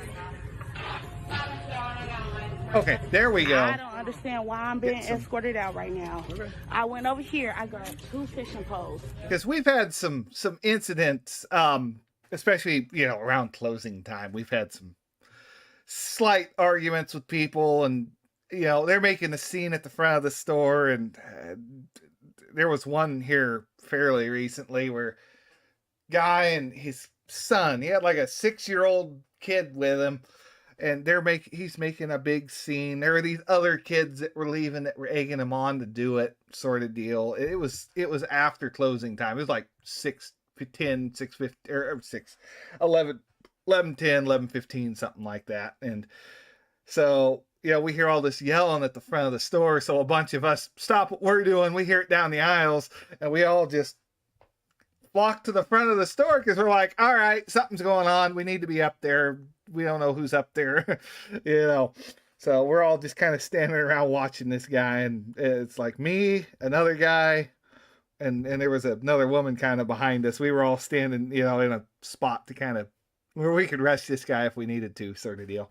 There wasn't any stopping us. I would have hated to have done that though, because our other manager, I'm glad she was standing behind a barrier, because that guy started walking over towards her to talk to her, and we were all kind of like, don't you get any closer to her. We will rush you. But cost us our job, but it is what it is. From the slot that said $9.88, I went to the checkout. They were ringing up more, so I wanted to come back here to verify how much they were. He said he could grant me one. I said, well, I wanted 2 of them. They both were at the price $9, and then he's like, now I'm not giving you any. Why is that? Now I can't even purchase the one that I wanted to purchase, and now y'all kicking me out the store? We're kicking you out. They just called me. Okay, and why are you kicking me out again? Because you're causing a scene. How am I causing a scene? How am I causing a scene? Because you're recording us. Okay, and I wouldn't have recorded if he wasn't. Okay. Briley. You need to leave the store now. I will definitely leave the store, Scott. I will definitely. Protect your own. Definitely. She's a really good coach, too. I'd hate something to happen to her. You sure nothing's going to happen? You're positive? Okay. Yeah, you're very positive, right? Yep. I guarantee you. When this guy makes an extraordinary catch of the day, you can bet there's a Karen nearby ready to rain on his parade. Take a look. She did say, I felt pretty safe with you guys standing there. She said something along those lines later. They'll put you in prison! They will put you in prison! Oh no, he caught a stingray. He caught illegally. He was fishing. He caught illegally.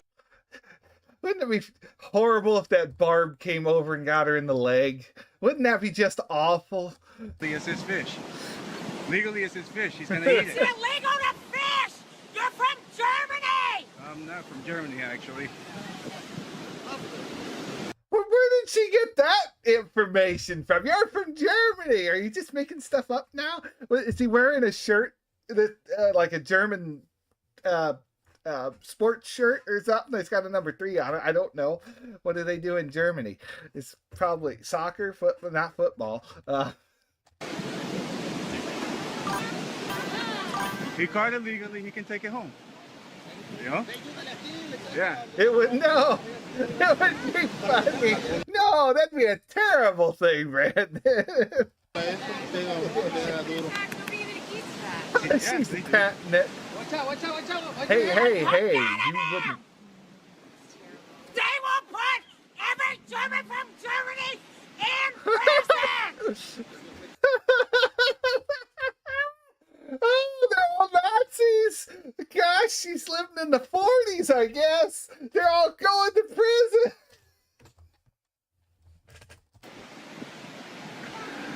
Wow. Well, thank you, Brandon. That was awesome. I really enjoyed that more than I should have. All right, okay. We're gonna call it there. Man, that was funny. I might have to cut that one up and make it a video. Oh gosh, I can't do that. It needs to stay buried forever. I'm gonna get canceled before I start. Every German from Germany, good luck. Oh gosh. All right. Did we pick any new followers? Pick up any new followers? Words are escaping me in the wrong order. Did too. All right. Good night, Brandon. I'll see you tomorrow. We'll be back on doing something. It might be around noon or so. I don't know, 10 noon, something like that. I need to sleep. It's midnight right now. Gosh, if I have a voice tomorrow. All right. I'll see you.